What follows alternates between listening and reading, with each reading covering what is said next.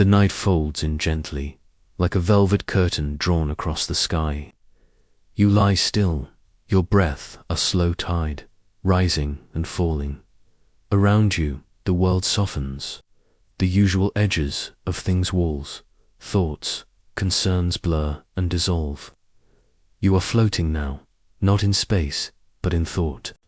A quiet current carries you beyond yourself, into the strange symmetry of the cosmos. Everything begins in balance. You've always known this in some deep, wordless way, that for every sound there is silence, for every inhale an exhale, for every spark of life a fading of light. Nature dances in duality, not as opposites, but as partners. So it is with matter. You touch the world daily, feel the grain of wood, the softness of skin, the gravity that tethers you to earth. But behind this visible world lies something rarely seen, a mirror, not of glass, but of essence, a twin to all you know. That twin is antimatter. Imagine a perfect reflection, not just of faces or bodies, but of particles.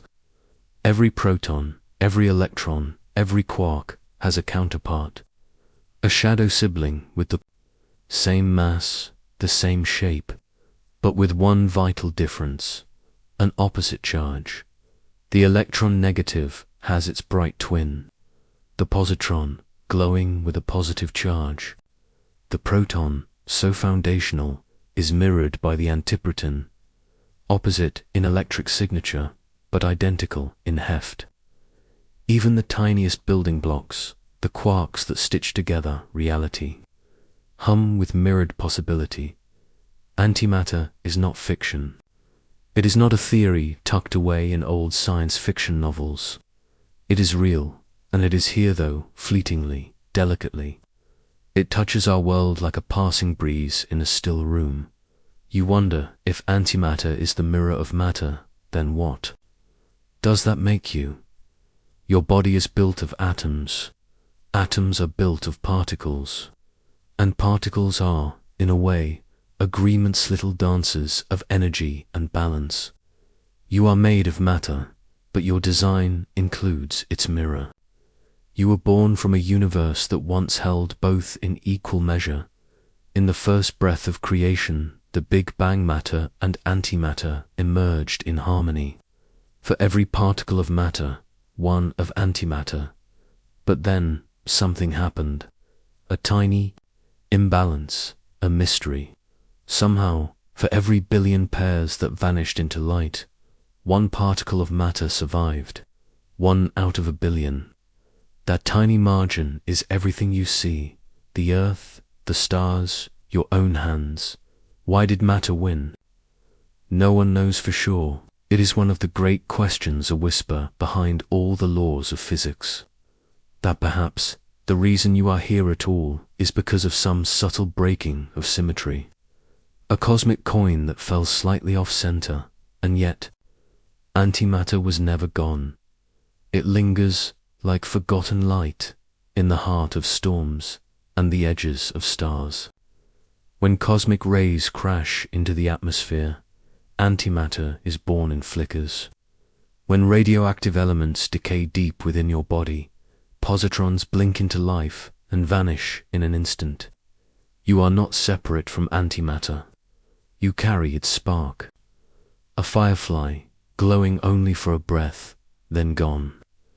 That is how antimatter behaves. It touches matter and, the moment it does, it vanishes, releasing a burst of pure energy. Not destruction, but transformation. Mass turning into light, perfectly. Nothing wasted. Nothing left. This act, called annihilation, is not violent in the way you might imagine. It is elegant.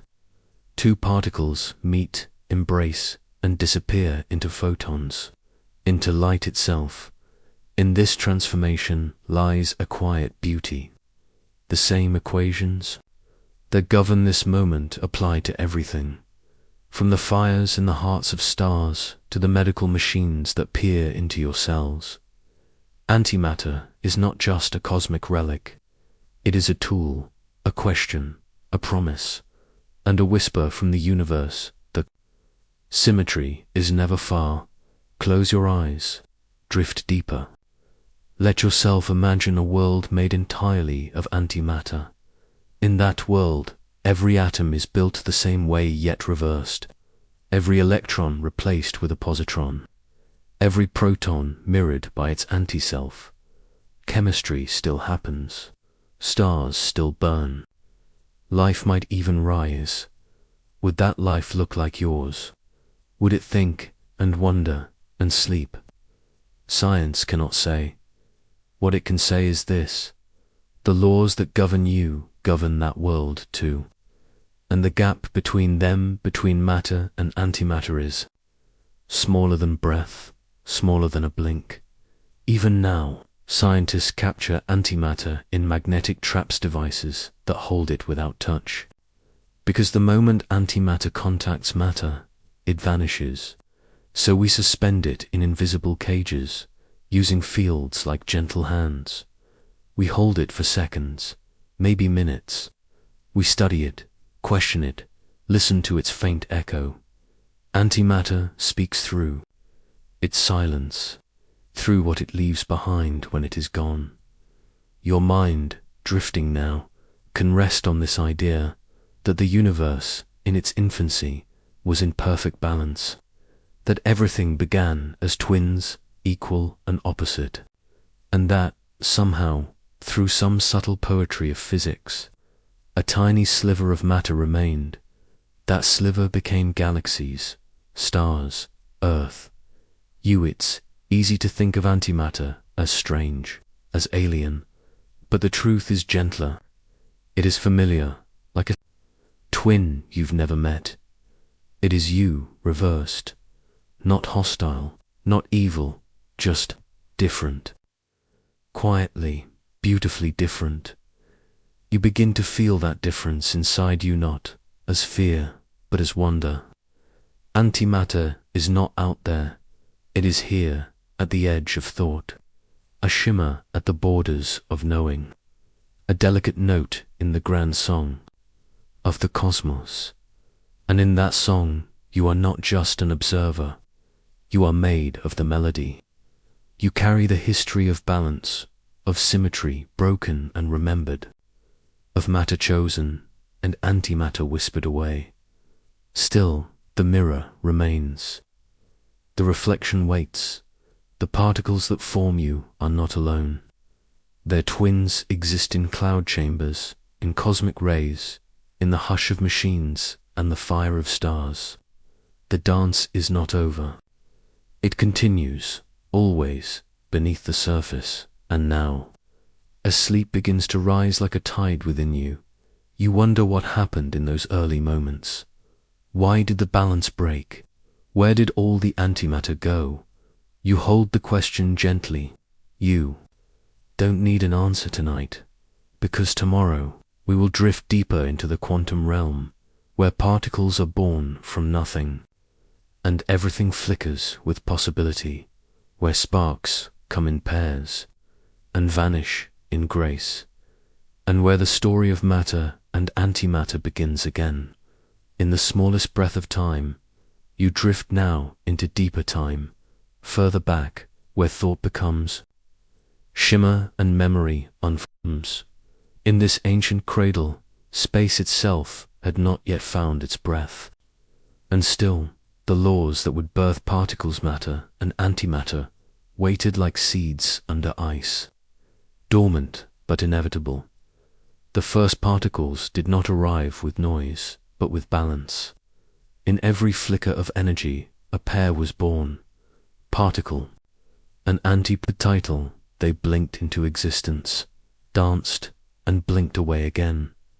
A cosmic rhythm appearance and annihilation, a kind of heartbeat for the young universe. Imagine these early pairs, equal in mass, opposite in charge. Each one a mirror held up to the other.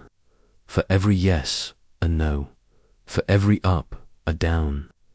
But not in conflict, rather, in complement. Their unity was not chaos, it was choreography. They emerged from the same energy, bound by the same rules. In this infant universe, balance was everything. Yet, something tipped the scale. Physicists call it a symmetry violation. It sounds like a mistake, but nature is not careless. Even her deviations are delicate. Somewhere in those first moments, antimatter began to disappear, not all at once, but slowly, subtly, fading like dew under morning sun. The imbalance was tiny, perhaps one extra matter particle for every billion pairs. But that sliver of survival changed everything. That sliver is you.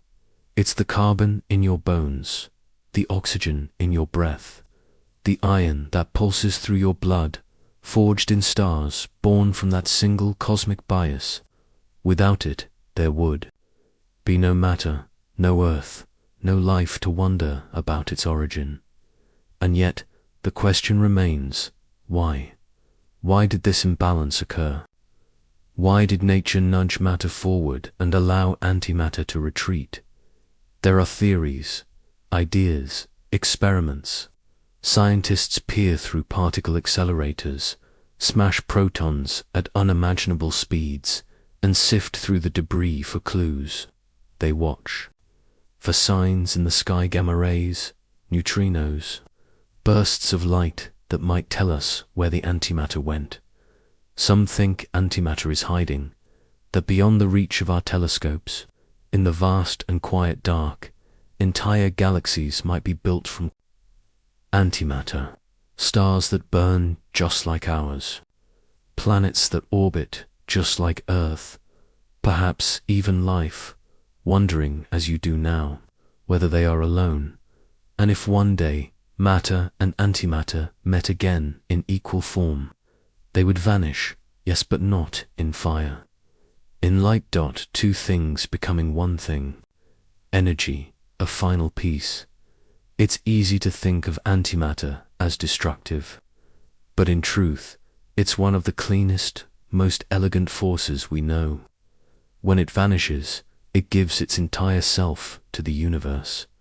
No ash, no residue, just light. This is not just poetic, it's practical. Engineers dream of spacecraft powered by antimatter. A single gram, barely the weight of a paperclip, could fuel a journey to Mars. Its energy density surpasses anything we've built, anything we've used. It is not just fuel, it is possibility, and yet it is rare, exquisitely rare. We can create antimatter, but it takes immense energy. Giant machines like CERN's particle accelerators spin particles to near light speed, then collide them in bursts. Out of these moments, antimatter flickers into being, but only for a breath. Unless we catch it, suspend it in magnetic fields, it vanishes. Contact with matter, even the walls of its container, is enough to erase it. We must hold it in airless traps, delicate as spider silk, without touch. Some particles last microseconds, others longer. In 2011, scientists at CERN held antihydrogen atoms for 1,000 seconds, nearly 17 minutes. A triumph, a whisper, perhaps, of future technology that might hold it longer. Use it wisely, guide it gently. The challenge is vast, but so is the reward. Because if we can harness antimatter, understand it, but work with it, we might unlock clean energy, faster travel, new understandings of the universe. Antimatter could become more than a curiosity. It could become a companion. But to do that, we must first listen. We must study its quiet behavior, learn how it mirrors our own particles, and how, despite their differences, they follow the same rules. Gravity pulls antimatter downward, just as it does matter. Antimatter atoms emit light. They obey the same equations. They are not from another universe. They are from this one. They are part of it, part of you. And this realization settles over you now like a blanket. Antimatter is not alien. It is family. Not something to fear, but something to respect, to wonder at, to understand. Even now, deep in your body, positives are born. Some from potassium in your muscles. Some from interactions so subtle they escape notice. But they appear, they flash, they vanish into light. You carry annihilation and creation within you. It is not loud. It is not violent. It is simply balance. As you drift towards sleep, you begin to feel this balance inside you, the symmetry of your own breath, the dualities in your mind, thought and stillness, memory and dream. You are not separate from this universe of mirrors. You are its echo, its story, and the story is just beginning. Tomorrow, we will follow the flicker back in time to the moment where particles are born from nothing, where energy splits and divides and recombines, where the first sparks emerge from the void, and where the dance of matter and antimatter begins again. You are floating, not through space, but through something deeper, time before time, space before space. There is no up or down here, no sound, no light. Only a stillness more complete than anything you've known. It is not frightening, it is cradling, a pause before breath. Here, in this prelude to everything, there is nothing. Not empty space, not even darkness. Just potential, curled in on itself. The universe has not yet spoken, but within this silence, something stirs. Then without warning, without cause, something flickers. Not loudly, not with explosion, but gently. A murmur in the void. A pair of particles appears. One matter, one antimatter. Their birth is sudden, but not chaotic. They emerge together, as if bound by an ancient promise. For every something, an equal opposite. For every presence, a reflection. This moment is not rare. It happens all the time. Even now, in the vacuum between stars, in the heart of atoms, in the spaces between thought's particles are born from nothing. You've heard it called the quantum vacuum, but it's not truly empty. It seeds with possibility. It's a sea of fluctuations, where energy becomes matter, briefly, then vanishes. This process has a name, quantum pair production. When enough energy gathers in a single point, it can turn into mass. Energy becomes two things, particle and antiparticle, like firelight becoming to shadows on a wall, always together, always opposite. You imagine them now, spiraling away from each other like dancers on ice, perfectly matched, but their dance is short. A moment later, they meet again, vanish, not into dust, not into decay, but into light. The cycle continues. Energy creates mass, and mass returns to energy. A loop, serene and unending. The universe does not waste, it does not hurry. Each pair exists for just a flicker, a breath within a breath. In this endless rhythm, you feel something familiar. Creation and destruction are not separate forces. They are phases, like sleep and waking, like inhale and exhale. The laws that govern this are simple and yet profound. One of them is the conservation of energy, the idea that nothing is ever truly lost or created, only changes form. Another is symmetry, that nature, when it acts in balance. But if that is true, if every spark of matter is matched by antimatter, then why is the universe made of matter? Why are you here and not your opposite? This is the puzzle at the heart of all physics.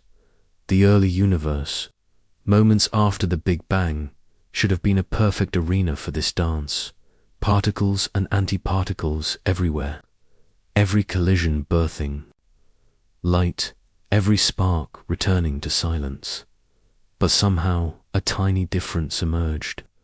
A billion pairs annihilated, but one extra matter particle remained. Just one in a billion, a leftover, an imperfection. And from that imperfection, everything, you, the earth, the stars, all built from that imbalance. It seems impossible, arbitrary, but nature is rarely random. She hides her reasons in subtle details, in laws not yet fully understood. Scientists call it CP violocena, crack in the symmetry, where matter is just slightly more likely to remain. The name doesn't matter. What matters is the mystery it holds. You feel it now, like a quiet hum behind the world. This imbalance is not just a fact, it's a key. It tells us the universe did not unfold by accident. It tells us that within every rule, there are exceptions. Those exceptions give rise to life. You let this sink in. The particles that form you were once probabilities, choices made in silence, long before time began. You were made of stardust. Yes, but also of decisions the universe made in its infancy. To allow something to remain, to let matter persist. In particle accelerators, we try to recreate those early moments, smashing protons together at near light speed, watching as new particles burst forth. In those collisions, matter and antimatter are born again just as they were at the beginning. We do this not to destroy, but to remember, to trace back the steps. In these laboratories, antimatter lives again. Not for long, but long enough. Long enough to study. Long enough to listen. Scientists capture these flickers in detectors, like catching fireflies in a jar made of light. They measure their paths, their energies, their vanishing points, and slowly, gently, we begin to understand the vacuum is not empty, it is restless. Even here, inside your room, beneath your pillow, in the air around your sleeping body, particles blink into being and fade away. Most never touch anything. Most go unnoticed, but not all. In hospitals, we use positrons, antimatter, electrons, to peer into the body.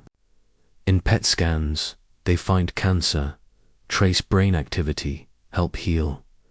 These are not weapons, they are guides. Antimatter is not a force of destruction. It is a key, a tool, a lantern.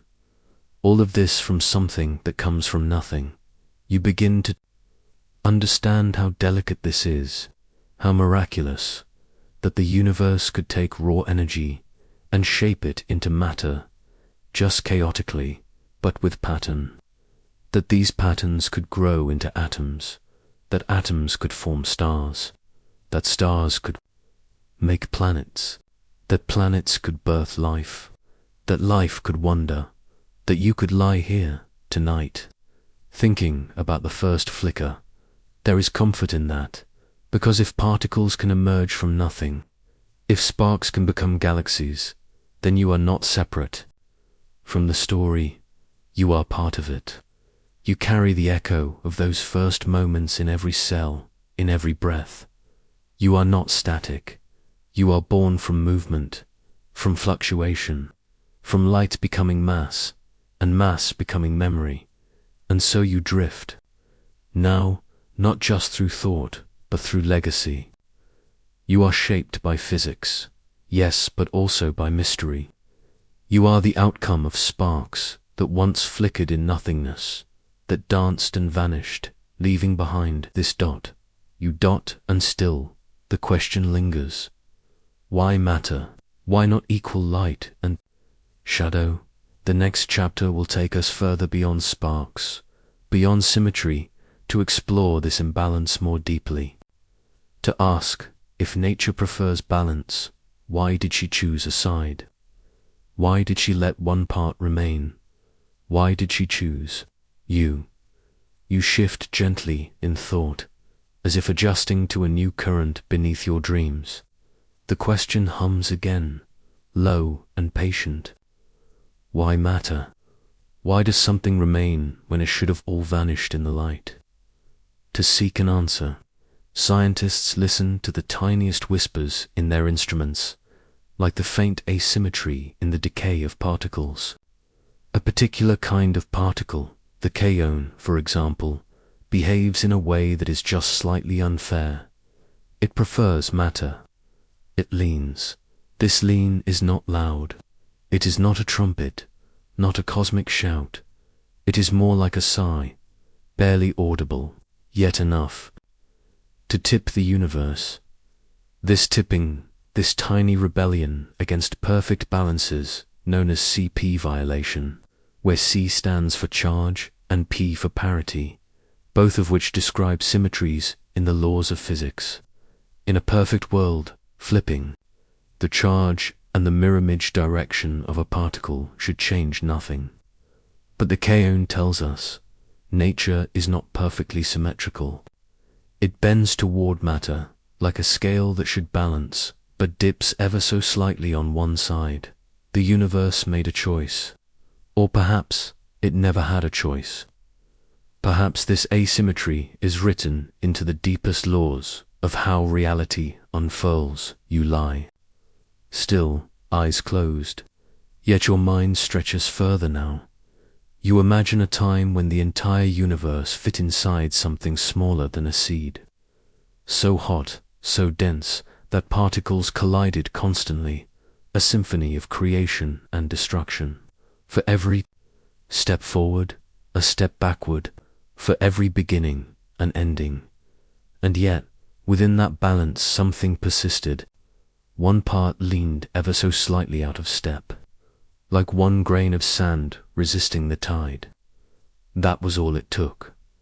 You think now of how many sparks had to vanish for one to remain. 1 billion pairs of matter and antimatter gone, and only one leftover particle for every 1 grain from a mountain. One note from a song, and that grain became the foundation of all things. Hydrogen, helium, the first atoms, and from those stars, and from stars, carbon, oxygen, iron, the pieces of life, the ingredients of you. Your own heartbeat owes itself to that slight asymmetry, that quiet favoring of matter over antimatter. Without it, there would be no atoms, no light, no breath. That you exist at all is an improbability born of subtle rules. Even now, scientists search for deeper understanding. The Large Hadron Collider, circular tunnel beneath the soil of Europe, fires particles at one another at nearly the speed of light. These collisions recreate the heat and energy of the early universe. And sometimes, just sometimes, they give birth to antimatter. Detectors blink, signals register, and in the data a story unfolds. Each particle track is a sentence in the ancient script of the universe, each spark a word. And physicists read these lines like poetry, looking for clues, looking for answers. But not all answers are found in grand experiments. Some lie in simple truths. Energy and mass are two faces of the same coin. As Einstein once wrote, E equals mc. That is, energy can become mass, and mass can become energy. It is this principle that allows something to come from nothing. Not in magic, but in law. The vacuum, which seems empty, is in fact seething with invisible storms. Virtual particles so brief they cannot be seen are constantly being born and dying again. These are not myths. They are real. Their effects can be measured in a process called the Casimir effect. Two metal plates placed extremely close together can experience an invisible force caused by virtual particles between them. That force is not imagined, it is measured. From nothing comes a gentle pressure, a reminder that the void is never truly void. You think now of your own quiet places, the gaps in your day, the silences between breaths. Perhaps even your thoughts have such fluctuations. Perhaps, just like the vacuum, your mind creates something from stillness. Ideas, feelings, dreams. You are not unlike the vacuum, full of hidden activity, and so is the universe. What once seemed empty is actually rich with possibility. Space is not passive, it is creative. It gives rise to the building blocks of everything. It allows sparks to become matter. And it allows you, now, to reflect on that truth. In this way, you are deeply connected to the origin of everything. The next time you look at a star, you might remember that both it and you came from the same tiny preference, the same quantum imbalance, the same spark from the void. And in that knowing, you may find peace. There is comfort in the laws that guide it all. Comfort in knowing that nothing is ever lost. That even destruction is not an ending, but a transformation. That what comes from nothing returns to light. And from light, something new emerges again. Perhaps that is what antimatter teaches best. That opposites are not enemies. They are partners in a deeper harmony. Each needs the other to exist.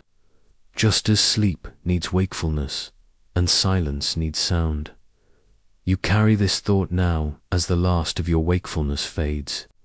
A soft awareness remains, resting on the edge of dream. And before you slip into sleep, a question echoes gently across your mind.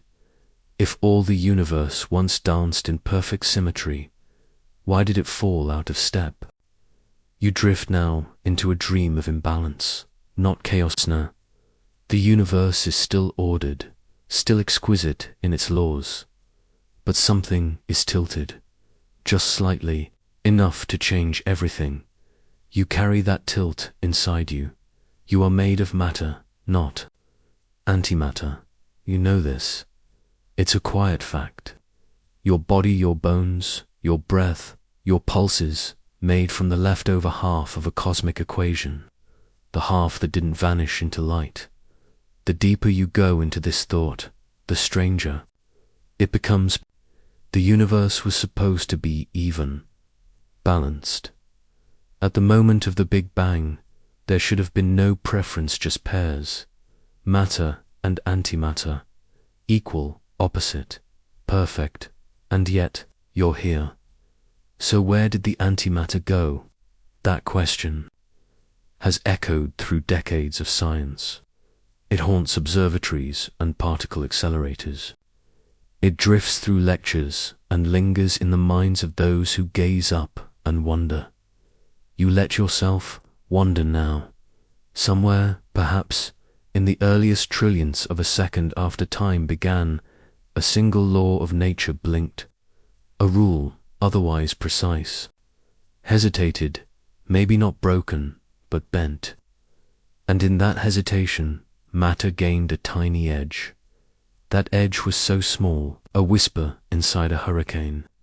For every billion metantimatter pairs that vanished into photons, one extra particle of matter remained, just one, but across the entire early universe, 1 in a billion multiplied into galaxies.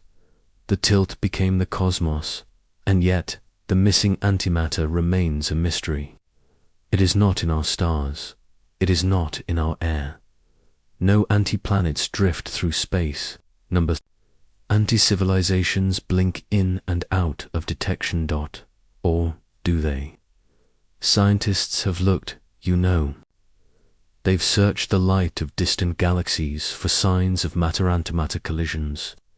Such collisions would create intense gamma-rays flashes of energy unlike anything else.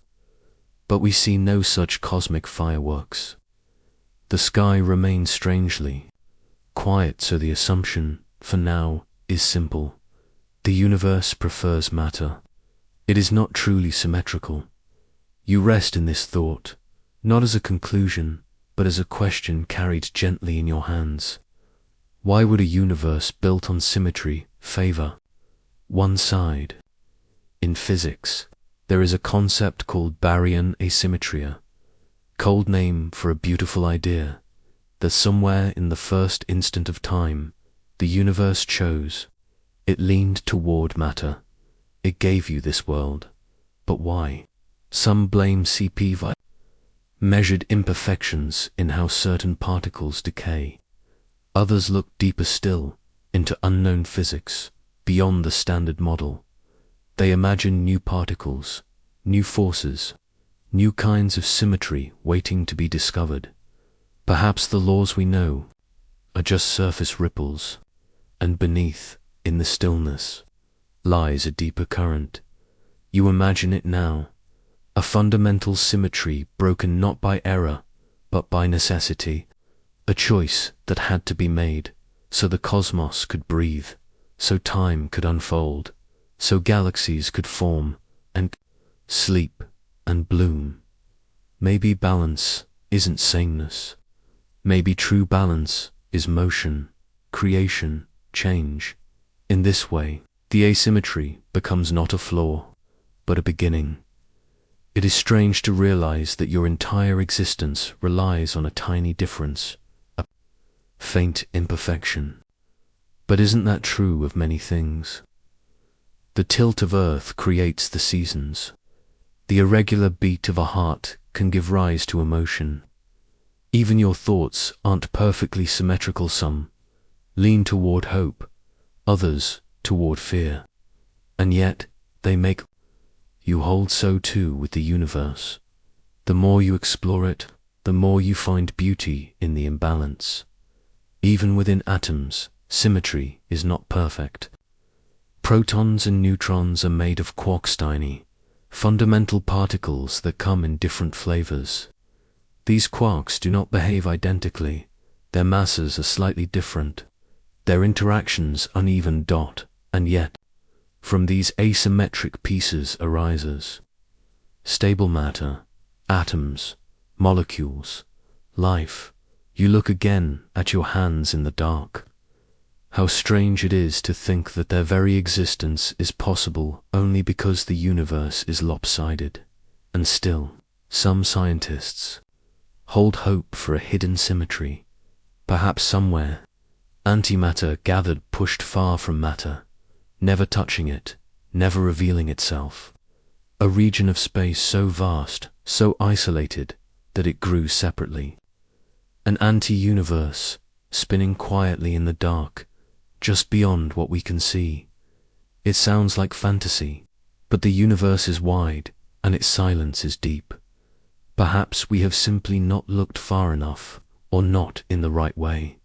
We build machines now, vast and cold, to test these ideas.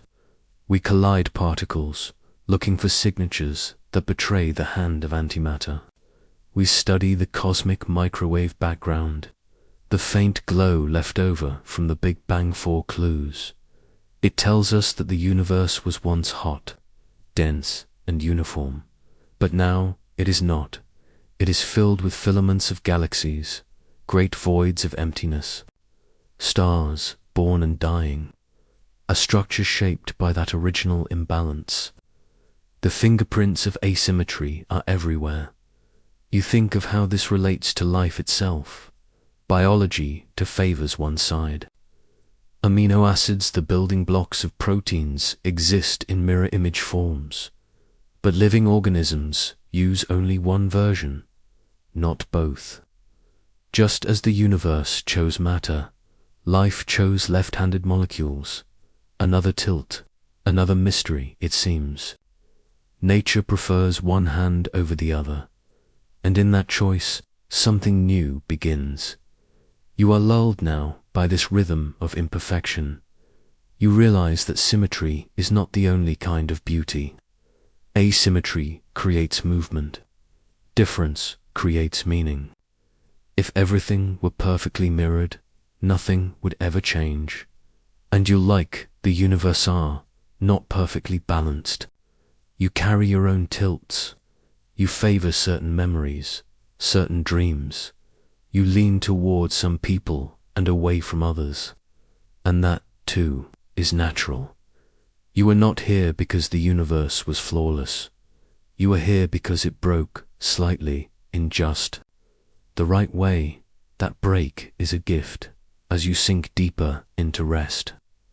You carry with you this idea that balance is not about equality, but about harmony. A song does not need every note to be the same. It needs them to be in relationship, and the universe, with all its tilts and breaks and leanings, sings still. Tomorrow, you will drift into the realm where we try to catch what's missing, where we build traps for shadows, where we hold antimatter, if only for a moment, in invisible hands. But tonight, you rest in the truth that the universe is not perfect. It is something more wondrous than that. So much of the cosmos depends on small imperfections. Look at the moon, slightly misshapen by impact and gravity, and yet it holds the ocean's tides in rhythm. Look at Earth's orbit, not a perfect circle, but an ellipse, graceful loop that gives us spring and summer, dusk and dawn. Even your body, your mind, your memories, none are perfectly ordered. You are a mosaic of uneven experiences, of pieces that fit together not because they are the same, but because they complement each other. Imperfection, everywhere, gives rise to meaning. So why should the universe itself be any different? You imagine again that early time, the first second of everything. The universe was so hot, so dense, that particles barely had space to be. Every moment was a collision. Matter and antimatter met, embraced, and disappeared in flashes of energy. But for every billion such pairs, one matter particle stayed behind, one. Always just one. That one went on to form the scaffolding of galaxies, the framework of stars, the molecules and the ink of thought. That leftover is not just the reason for your body, but for your awareness, for your curiosity, for the quiet wonder rising now as you lie still and listen. You begin to feel how everything you are is built upon asymmetry, not just the structure of atoms, but the story that holds your life together. Your brain itself is asymmetrical. The left and right hemispheres differ not only in structure, but in focus. One leans toward language, the other toward images. Together, they form a balance that is not even, but alive. Even your heart beats with asymmetry. One side receives blood, the other sends it. The rhythm of your pulse is not a ticking clock, it's a living, breathing lopsidedness that gives life to motion all around you. The universe whispers that perfection is not the goal. Motion is evolution. Is dot change, is dot. And perhaps asymmetry is not an error, but a seed. Still, the mystery of antimatter lingers in the minds of scientists. The experiments continue. In a vacuum, they trap particles. Antihydrogen atoms, made from positrons and antiprotons, are created and held in magnetic fields, unable to touch the matter around them. Even a single contact would cause instant annihilation. So we hold them gently, in invisible cages, suspended by forces that do not touch. We study how they fall, how they behave.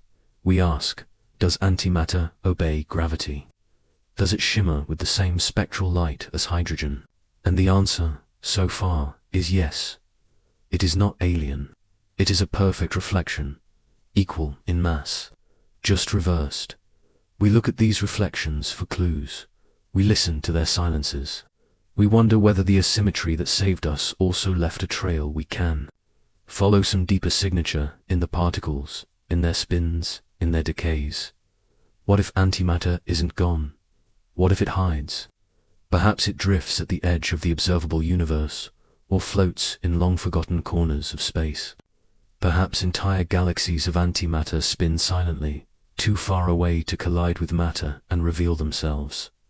Some scientists even wonder if an anti-Earth might exist, in a distant fold of space-time so far away that we would never know it, never see it. Its oceans might sparkle like ours. Its skies might hold their own auroras, but everything would be reversed. Still, it is not just the great questions that matter. It's the small echoes, in everyday life. You are touched by these mysteries. PET scans positron emission tomography. Use antimatter to scan your brain. Antimatter helps us see ourselves more clearly, to understand disease, to look inside the shadows of the body. In this way, what was once abstract becomes personal. Antimatter is not just theory. It lives in the machines that help people heal. It flickers in the radioactive potassium inside your muscles. It appears in the interactions of cosmic rays above your head. The missing half of the universe touches you, invisibly. You realize now that imbalance has always been with you, in your questions, in your dreams, even in the path that led you here. Tonight, to this moment of listening, of stillness, you are not alone in your search for understanding. The entire cosmos echoes with your wandering. And so you lie there, eyes closed, thoughts slowing. The image of the early universe boiling, flickering settles like a memory behind your eyelids. You feel the weight of that first tilt. The way 1 in a billion made all the difference. Perhaps the universe didn't break its symmetry. Perhaps it unfolded it, like a flower, not opening all at once, but petal by petal revealing color, form, asymmetry. Perhaps perfection was never static. Perhaps it was always meant to lean. And so, in your own leaning, your thoughts, your dreams, your deep imperfections, you are not an exception. You are aligned with the pattern. And tomorrow, you'll move forward in the story into the spaces where we try to hold that pattern, where science attempts the impossible, to trap something that cannot be touched, to catch a ghost, to hold a mirror in the palm of your hand. You are lying beneath the sky of your thoughts, where stars shimmer like unspoken questions. Tonight, your mind travels deeper, not into the skies above, but below the ground, where scientists seek what cannot be touched, far beneath the surface of the earth. In caverns shielded by kilometers of rock, humans build silence. Not silence as in quiet, but silence from noise, the noise of cosmic rays, the noise of interference. These caves are wombs of stillness, and in this stillness, we try to catch ghosts. The ghosts have names: positrons, antiprotons, antineutrons. They belong to a family of shadow particles into matter. Each one mirrors something familiar: the electron, the proton, the neutron, but they are flipped, like a reflection in a dark lake. They carry opposite charges, reversed spins, and most mysteriously, they vanish in a flash the moment they meet their matter twin. But if we are careful, so incredibly careful, we can hold them. You breathe slowly, imagining the delicacy of the task. Imagine trying to hold a snowflake in your hand without letting it melt, not in winter, but inside a furnace. That is what scientists attempt when they try to trap antimatter. Here, the tools are not made of steel and bolts, but of forces. Magnetic fields, electric cages, vacuum chambers so empty that not a single atom dares to drift inside. These aren't nets. They're invisible dancers of physics, choreographed to perfection. One such place is CERN, nestled between the borders of France and Switzerland, where the antimatter factory hums like a quiet heart beneath the earth. Inside it, scientists use giant rings to accelerate particles to near-light speeds. They crash them together, and from the collision, like sparks from flint and antiparticles are born. And then comes the race, not to destroy, but to preserve. These fleeting sparks vanish in a blink unless surrounded by magnetic fields that hold them still, gently, like cupped hands catching a firefly. You drift deeper into the chapter now, imagining yourself as an observer, a silent guest inside the magnetic bottle known as a penning trap. It is a cage, yes, but one made of nothing you can see or feel. Inside, a single antiproton spins, suspended in emptiness. It hovers, weightless, dancing to the tune of shaped fields, as delicate as breath on glass. To the eye, nothing moves. But to instruments, tuned to the quantum scale, this is a universe alive with motion. You are learning to feel the rhythm of invisibles. It's not just penning traps. Scientists also use eye-off traps, another gentle cradle, this time for antihydrogen. Antihydrogen, the antimatter twin of the simplest atom in the universe. Just one antiproton and one positron, bound together in reverse harmony. Scientists at CERN have learned how to create these atoms, not in fire or storm, but in a whisper, by slowing antiprotons with lasers, coaxing positrons to nestle in orbit. And when they do, a miracle happens. For a fraction of a second longer than ever before, antihydrogen exists. Not as theory, not as imagination, but as a real, held thing. You feel wonder bloom inside you. Imagine holding something that should not be, something so precious it disappears on contact with anything you know. But here, it lives, it lingers, and in that lingering, it teaches. We trap these ghosts, not just to say we can, but to ask them questions. What does gravity do to antimatter? Does it fall the same way? Pull down or perhaps drift upward against expectation? Recent experiments at CERN like AlphaG ask precisely this. They lift trapped antihydrogen, then let go, watching its tiny journey under Earth's pull. The answers, still unfolding, could ripple through physics like a new note in an old song. But trapping is not only science, it is patience. To isolate antimatter, you must build a sanctuary against annihilation. A vacuum so perfect it's emptier than space itself. Temperatures near absolute zero, where motion nearly stops. Shields to keep out every wandering atom, every rogue photon. You feel a hush settle in your chest. There's something poetic about this. To hold what should not be held. To still what was born in violence. To study what threatens to vanish.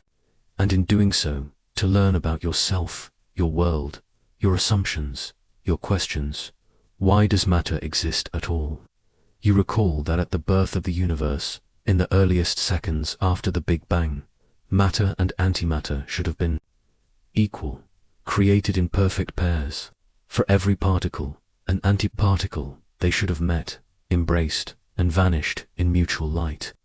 But they didn't. Somehow, a tiny imbalance, a whisper of asymmetry let matter survive. That imbalance is why you exist. Why the world is not just a sea of radiation. Why stars burn and eyes see and minds wonder. To understand antimatter is to peer into that ancient question. Why is there something instead of nothing? You feel the weight of that thought, but not as burden, more like a blanket, soft and deep, wrapping you in curiosity. And so, the quest continues. We trap antimatter, one particle at a time. We cool it, cradle it, question it. We build ever more precise instruments, magnetic rings, laser cages, quantum sensors. We do it not for profit, or for weapons, or for spectacle. We do it because it calls to something deep in us, the part of the mind that wants to see the invisible, to hear the silent, to know the unknowable. You lie still, letting your thoughts drift into the quiet spaces between words. You imagine the dance of particles inside a trap, spinning in patterns too small for eyes, too brief for clocks. You imagine a scientist leaning close, not with hands, but with equations and care, listening to the faintest signals of truth. Even now, advances continue. New experiments in Japan, in Germany, in underground labs all over the globe are refining the traps.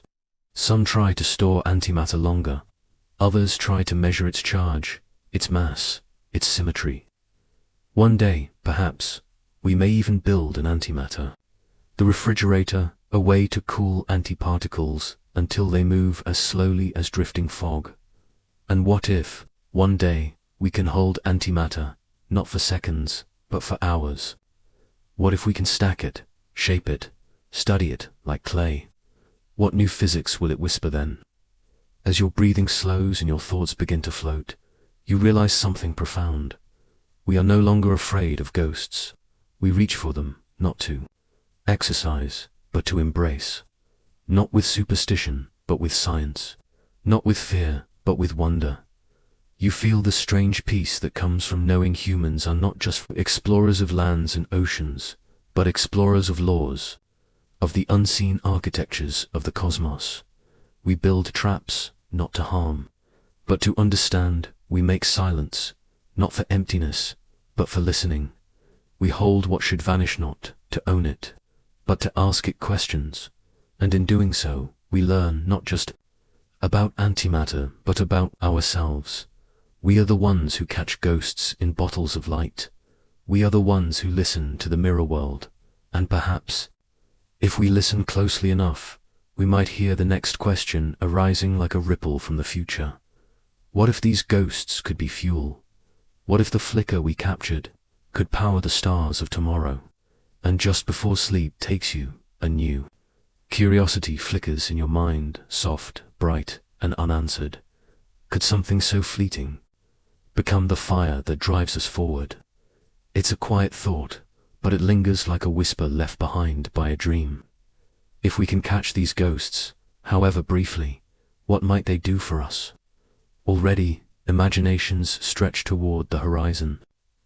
Antimatter, though rare and elusive, holds within it a promise so potent it almost feels like myth, energy, not just a spark, but an inferno.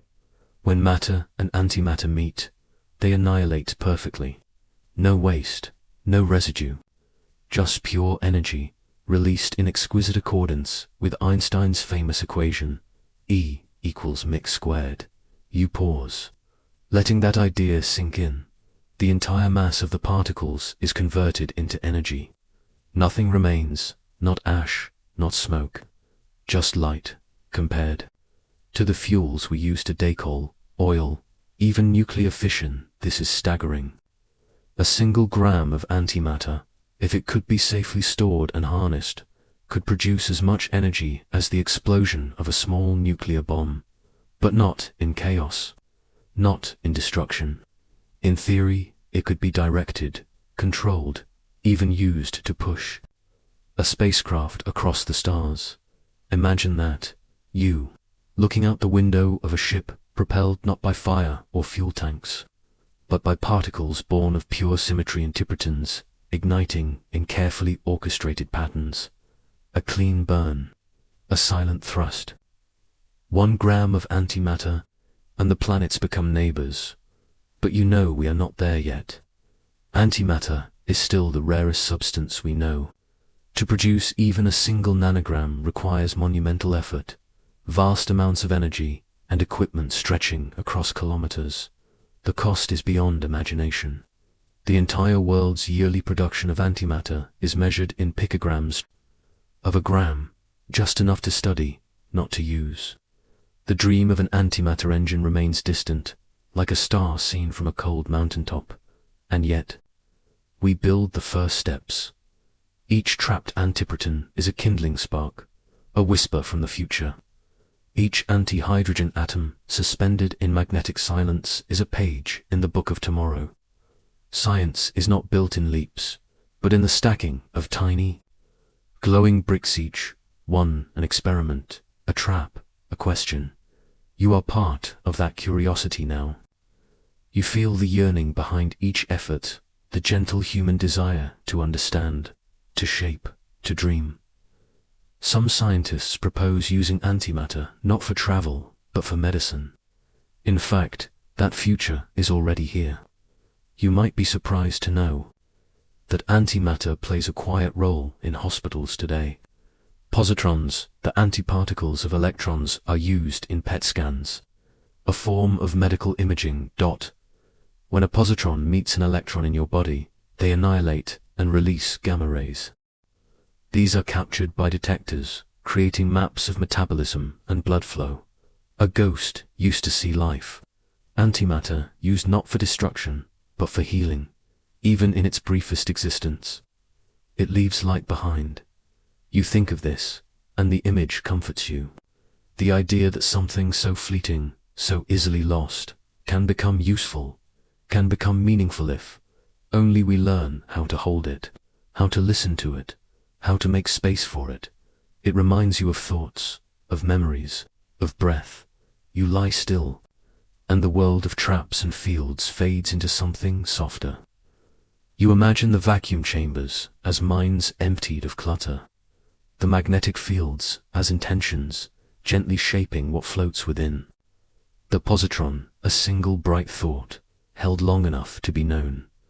In a way, we are all traps of a kind, holding within us the delicate, the brief, the shimmering, holding love, hope, wonder. These two are fragile. These two vanish when they collide with the harshness of the world. But if protected, if honored, they too can glow. And so, the chapter folds into a reflection. Antimatter isn't just about science. It's about holding the impossible. It's about trusting that even the rarest things can teach us, if we learn how to look. It's about building spaces, real and metaphorical, where ghosts can be seen. You breathe slowly now. You feel the gravity of the earth pulling gently at your body, as it pulls at every particle, even those trapped in underground rings. You feel time moving softly, like a wave, carrying you forward. The night deepens, and still.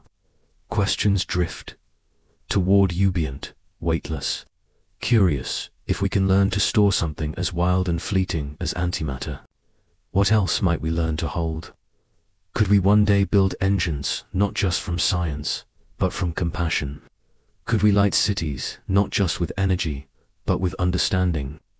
You don't need answers yet. Just the question is enough. Just the flicker of wonder.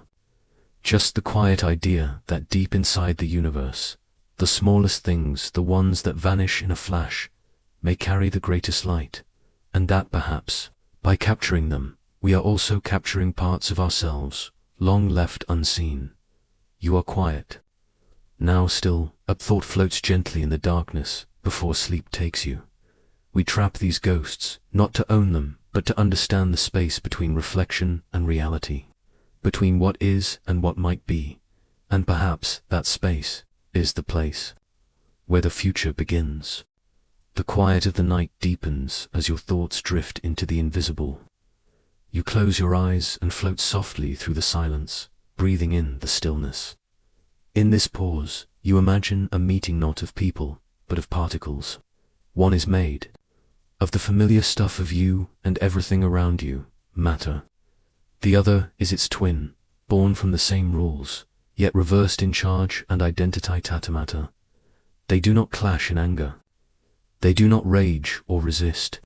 When they meet, they disappear in perfect harmony. Nothing remains of their bodies, no ash, no debris, only light, brilliant, pure light. In a universe often filled with conflict and friction, there's something almost holy about this ending. You drift deeper into the idea, weightless. You see the two particles, perhaps a positron and an electron, drawn to one another across a sea of space. Their paths spiral, narrowing, converging. The moment they meet is not explosive in sound, but in consequence, a flash, a photon born, a pulse of energy, exact and clean. This is annihilation, but not in the way your mind might picture it. Not destruction, but release. No residue, no smoke, only light. The transformation is total mass, transmuted to energy, following Einstein's elegant equation, E equals mc, a formula simple in symbols, profound in effect. It whispers a secret. Mass holds hidden energy. Even a speck of dust could outshine a star, if turned wholly to light.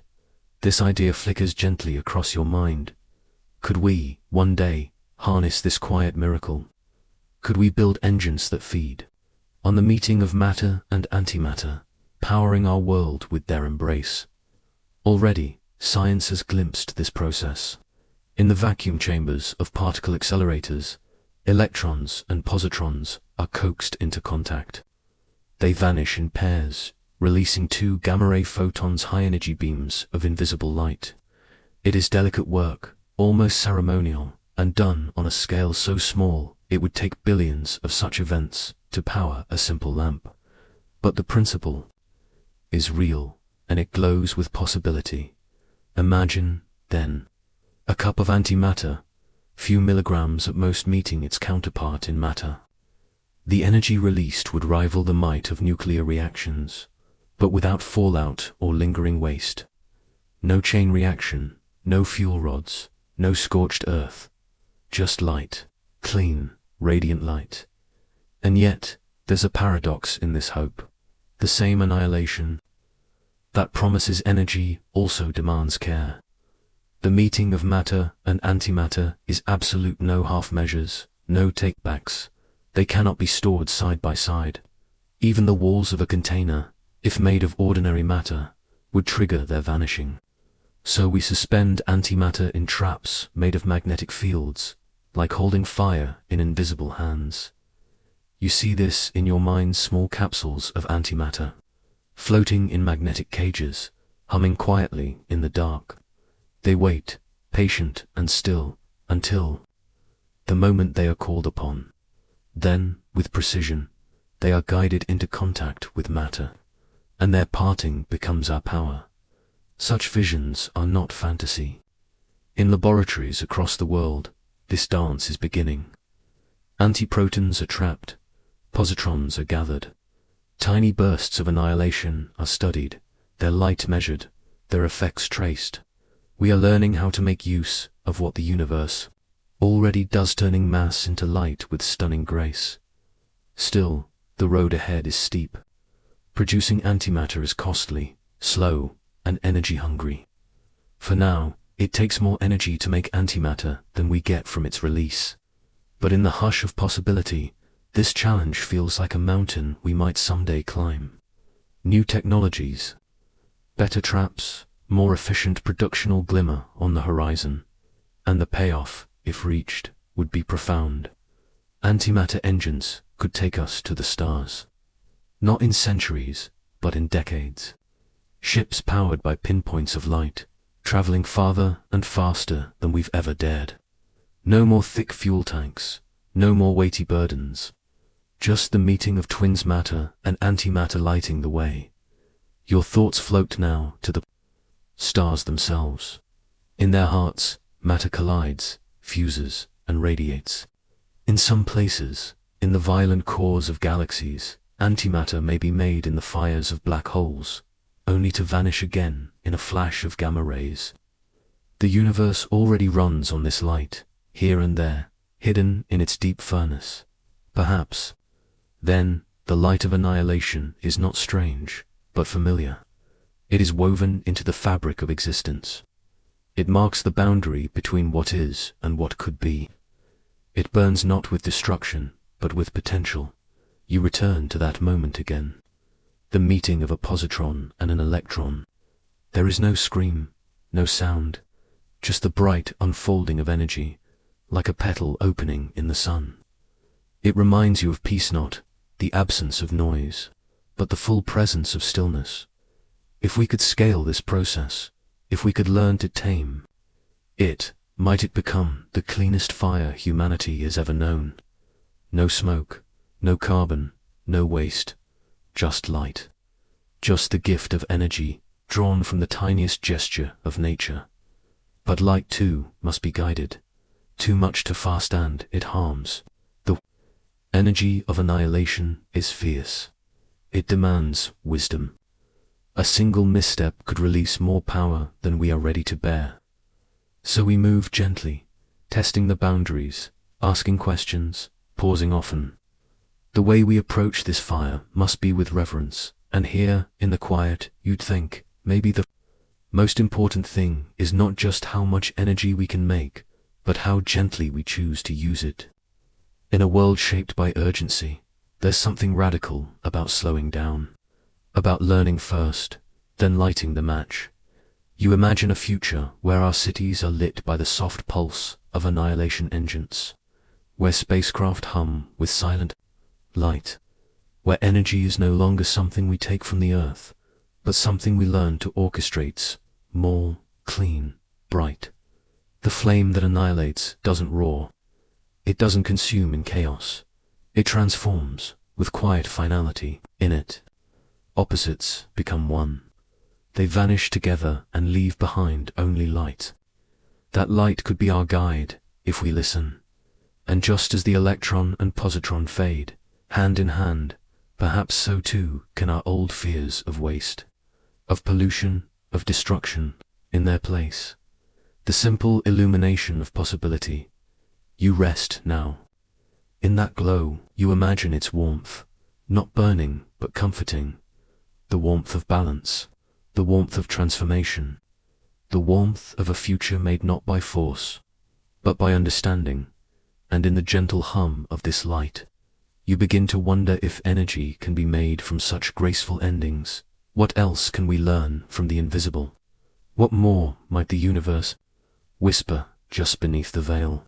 In the soft afterglow of annihilation, you begin to sense another mystery: particles not made of matter at all, yet dancing through you by the trillions. Quiet, ghost-like presences that barely touch the world, and yet may hold the key to understanding it. You rest now in that glow. You imagine its warmth, not burning, but comforting. The warmth of balance, the warmth of transformation, the warmth of a future made not by force, but by understanding. And yet, you sense this is not the full story. Light reveals, but it also hides. Annihilation gives off brilliance, but beneath the surface, something more subtle stirs. In the silent intervals between particle and antiparticle, there's a breadth of something else. A gap, a question. Where does the energy go? What does it touch? Does it ripple outward into the universe, or inward into the structure of time itself? You close your eyes and imagine a single photon, born from that final moment of meeting. It has no mass, yet it moves endlessly, never slowing, never aging. In a way, it is pure freedom, our message, with no weight. Once released, it does not turn back. It travels until something intercepts it: a leaf, a lens, your eye. And in that meeting, the light becomes memory, becomes vision, becomes life. The light that annihilation creates is not just energy. It is a kind of communication between particles, between time and space, between the deep laws of physics and our unfolding future. Each flash speaks a sentence. The universe has spoken since the beginning. Even endings can be radiant. There is elegance in that final moment of matter meeting antimatter. It feels rehearsed, ancient.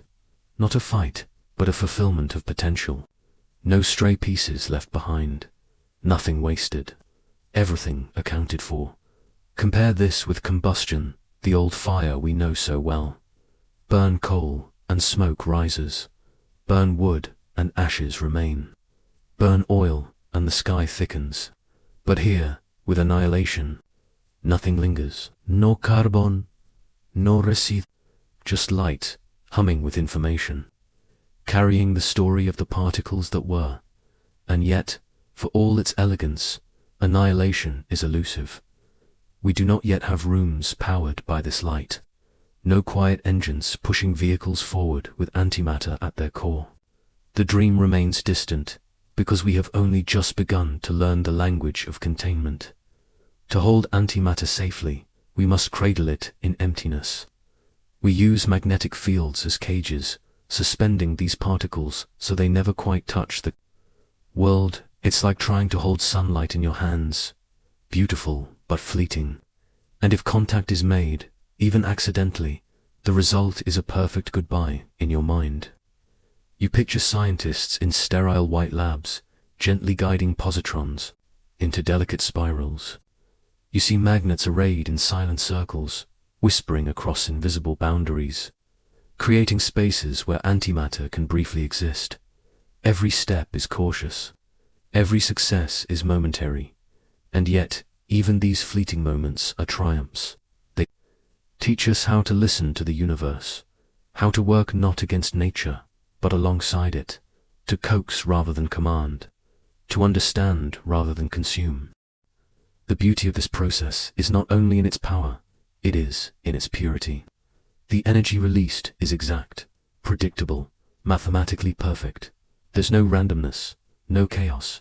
The electron and the positron do not simply collide, they complete one another. The meeting is not war, it is homecoming. You wonder what this says about opposites. We're often taught they are to be feared, resisted, defeated. But here, opposites are not enemies. They are halves of a whole. Together, they make something greater, not just energy, but a new possibility. There is a metaphor there, soft and stirring. In the universe, balance is not about eliminating difference. It is about the harmony of those differences meeting in just the right way to release something transcendent. It reminds you that even in the deepest laws of physics, the story is not one of dominance, but of dance. And in this dance, timing matters. The particles must meet precisely, their energies aligned, their motions delicate, to fast, and they miss, to slow, and they drift apart. But when the moment is right, the result is dazzling. The more you consider it, the more the idea of annihilation begins to shift. It no longer feels like destruction. It feels like alchemy, a transmutation. Matter, gone not in violence, but in grace. It becomes something else, light that can move the world. You think of all the ways energy surrounds your life, the flicker of a lamp, the hum of your phone, the steady warmth in your home. Each of these, powered by methods far cruder than annihilation. Combustion, burning, breaking bonds, ripping atoms apart. And yet, here is an alternative. Creation through disappearance. This might be the future, if we are patient enough to earn it. But patience is a strange companion. The same science that offers visions of antimatter-powered ships must also reckon with today's limitations. To create even a single microgram of antimatter would take vast effort, years of time, and more energy than it would return. For now, the balance tilts toward dreaming, and still dreams matter. From dreams, we build. From metaphors, we model. And in the faint glow of possibility, you begin to see how annihilation could become the engine of tomorrow. Maybe it starts small: emergency. Satellites powered by antimatter bursts. Medical tools that use positrons, not just for imaging, but for healing. Research stations on Mars, lit by quiet spheres of stored light, humming in their magnetic nests. Over time, scale grows. Knowledge deepens. We learn to make antimatter not in rare accelerators, but in controlled, repeatable ways. We build better traps. We refine magnetic bottles that float antimatter like pearls in a shell of fields. The technology, once impossible, becomes routine. And then, perhaps, comes the real leap. A spacecraft, silent in space, gathering velocity. Not through fire or fuel, but through measured pulses of light. No exhaust, no plume. Just momentum gained through light released at the perfect pace. And inside the ship, a pilot watches the stars ahead, guided by the power of endings made luminous. All of this begins with a single truth. When matter and antimatter meet, they do not leave destruction.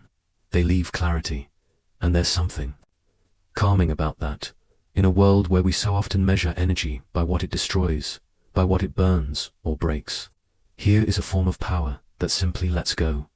It reminds you that maybe the most powerful acts in the universe are not the loudest. Maybe they are the quiet ones, the gentle unions, the graceful farewells. You lie there in the soft hush of this thought, and imagine the future not as a conquest, but as an unfolding, not about taking, but about knowing when to let go, when to allow two opposites to come together, not to cancel each other out, but to complete something. And just before sleep reaches for you, you feel it again, that subtle shift in perspective. The light of annihilation is not only about what disappears, it is about what emerges. In the flash, there is information. In the release, there is freedom. In the silence that follows, There is a kind of music, audible only if you are very still. But what if, within that silence, something else is hiding? Something that doesn't shine, doesn't burn, doesn't collide. Particles that pass through matter like shadows through fog. Invisible guests, ghosts of the cosmos. They are there, even now, drifting through your body in their trillions, leaving almost no trace. They are older than stars. They are the messengers of cataclysm and creation alike. And yet they go unnoticed, unfelt. UNSTOPPED. Perhaps.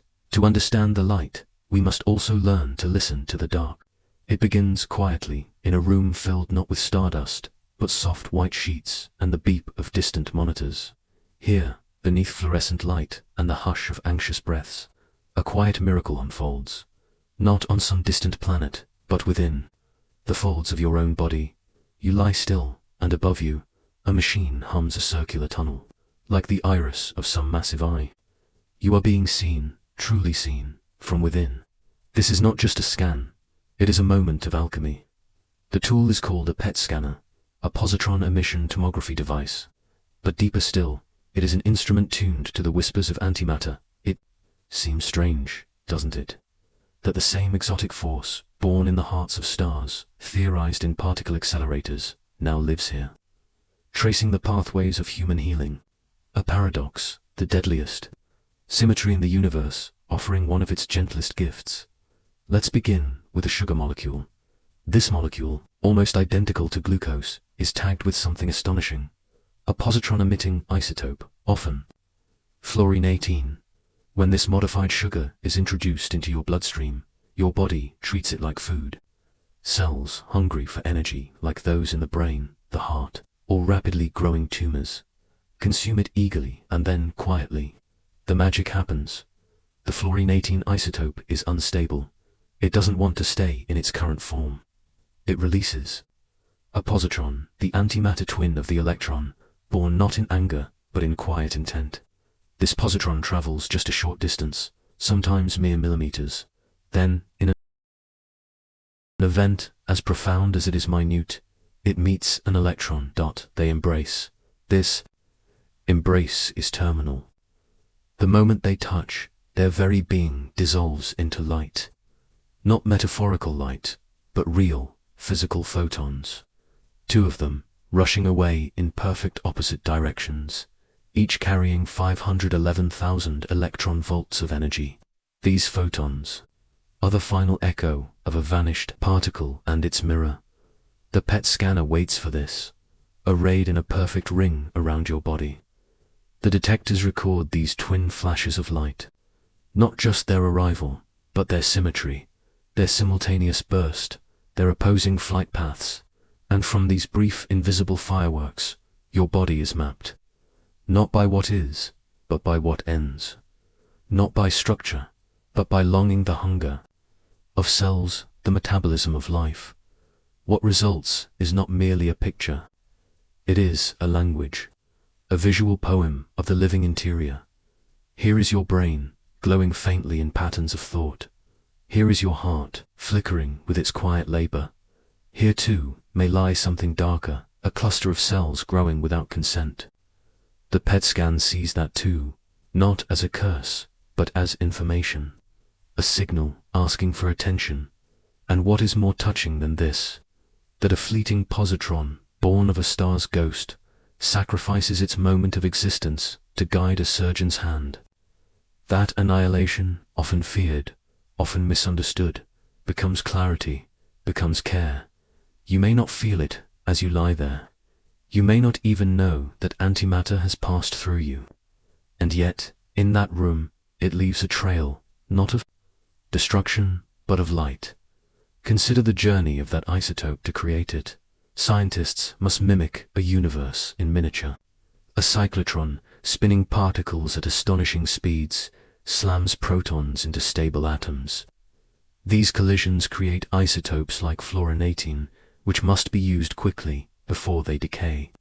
Time becomes precious. There is a race between the heartbeat of atoms and the heartbeat of patients.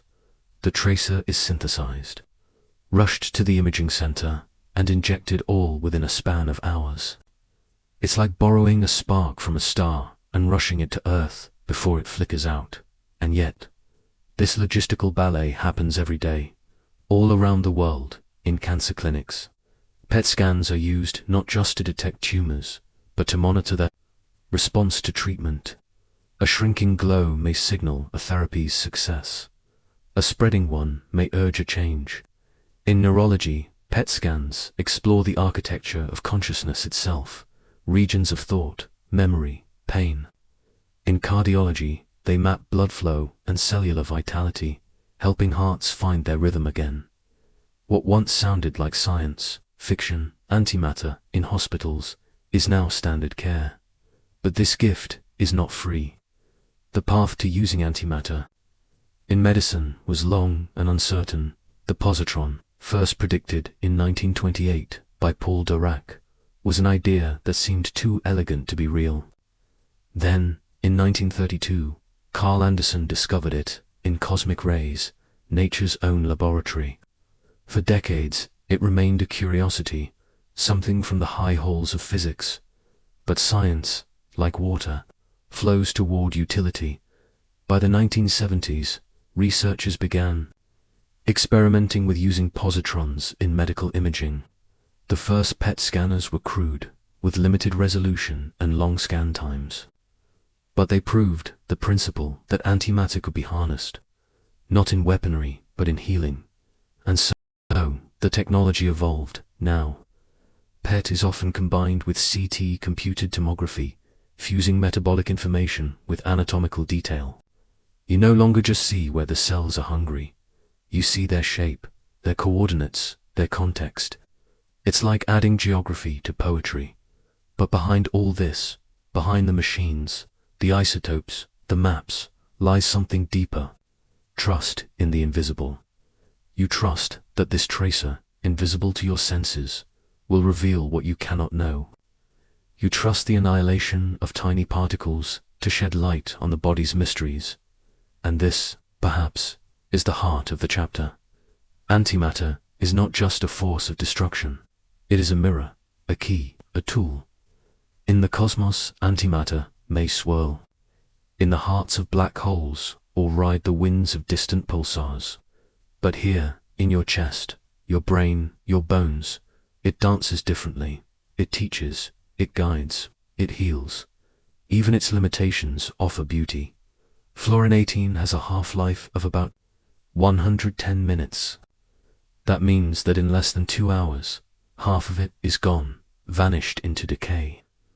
What could be more poetic than a medicine that must be used quickly, a light that fades even as it illuminates, and the positron, so eager to vanish, never travels far. It doesn't harm the tissue around it. It simply arrives, meets its counterpart, and exits in grace. A soft flash, a final breath, a line drawn in silence.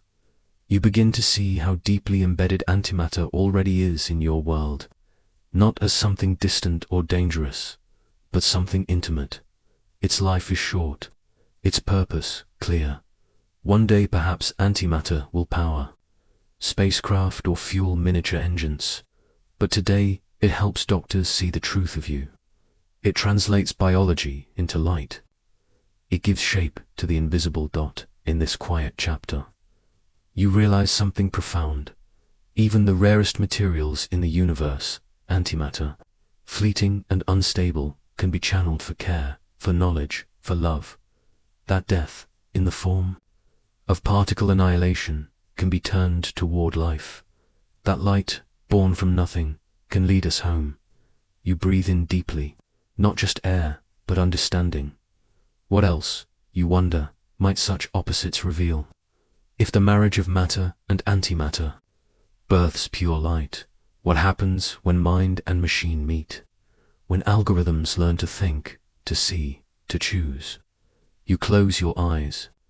The hum of the scanner fades into memory, but its message remains etched, not in noise, but in quiet comprehension.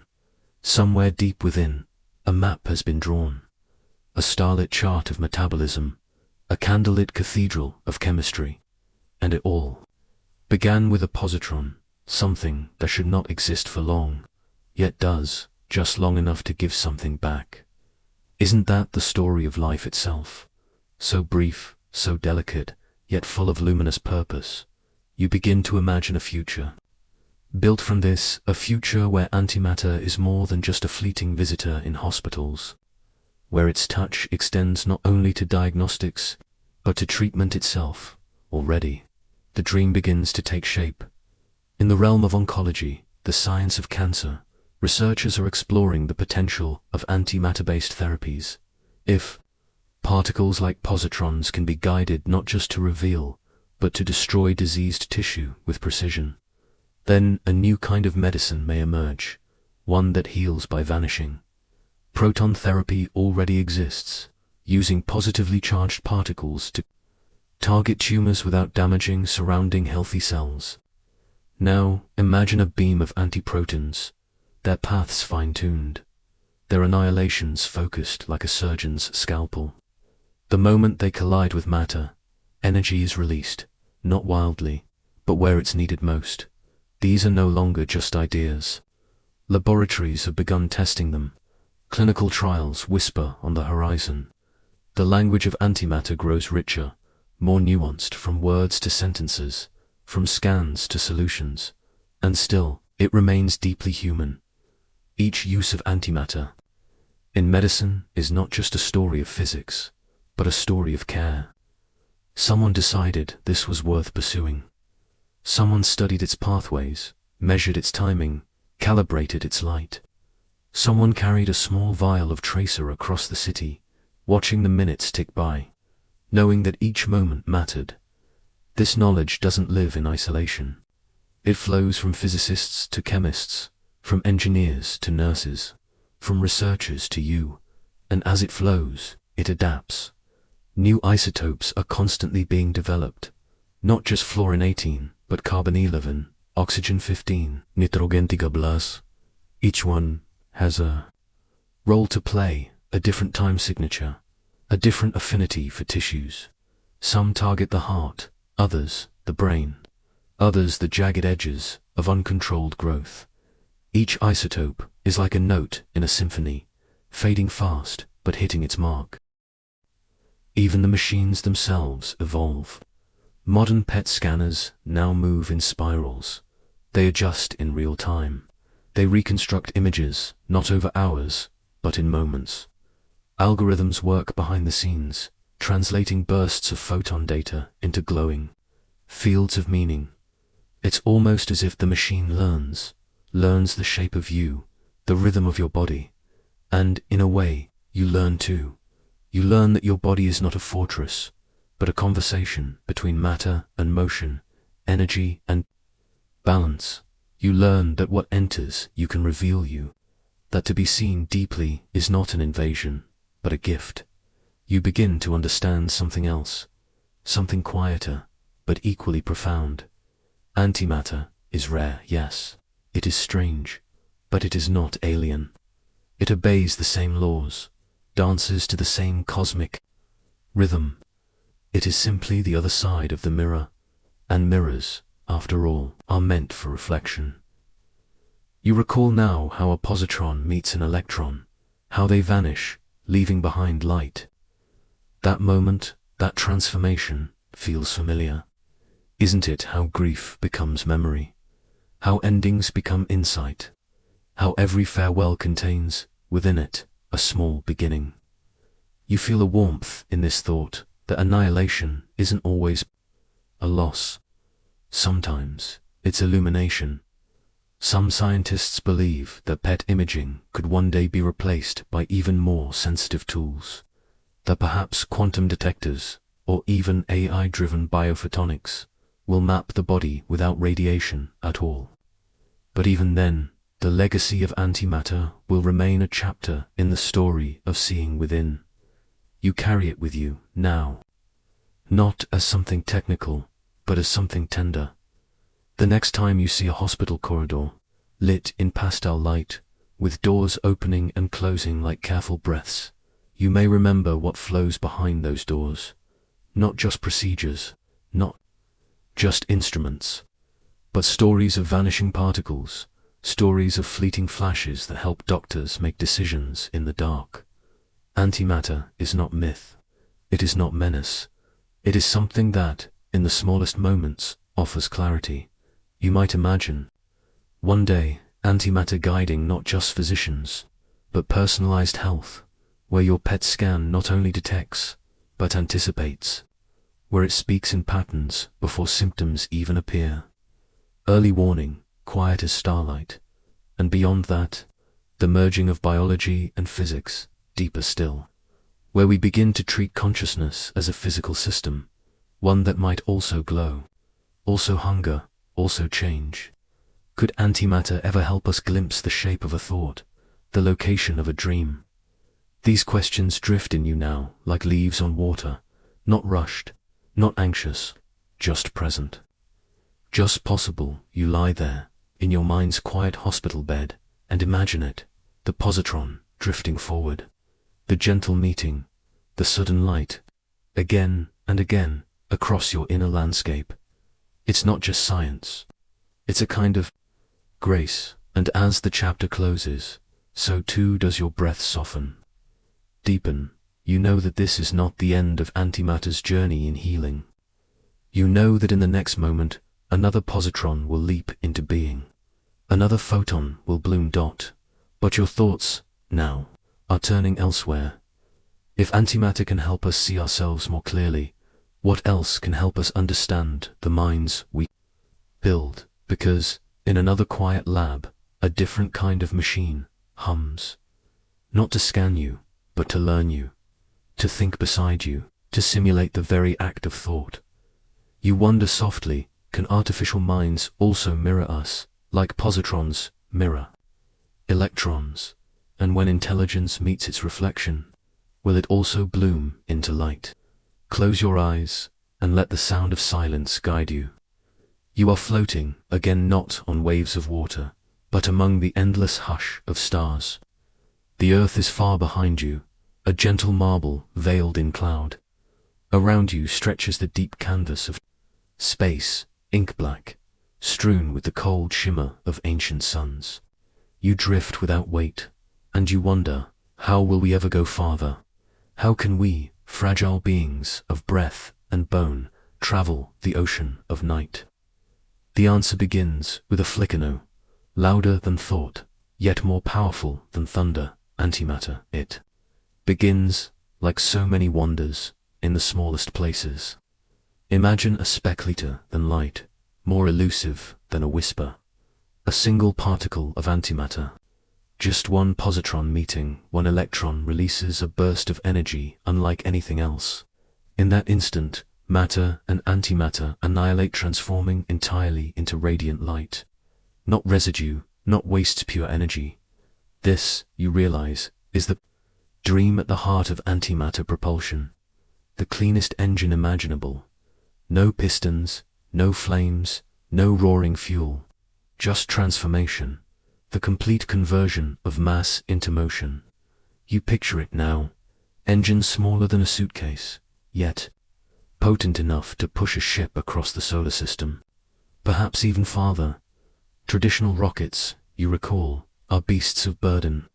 They burn chemical fuel, tons of it, for a brief moment of thrust. Their exhaust, a fiery scream of wasted mass, fades quickly into gravity's grasp. Even our swiftest probes crawl at cosmic scales. Voyager, launched long ago, only now dips its fingers into interstellar space. But an antimatter engine, that is another rhythm entirely. Let's slow down and feel its potential. E equals mx squared, that old, familiar equation. But now it pulses with new meaning. The energy E released from even a few milligrams of antimatter is colossal. A single gram, half matter, half antimatter could, in theory, release as much energy as 21 kilotons of TNT. That's the yield of the bomb dropped on Nagasaki. But instead of destruction, this energy can be guided, shaped, directed toward the stars.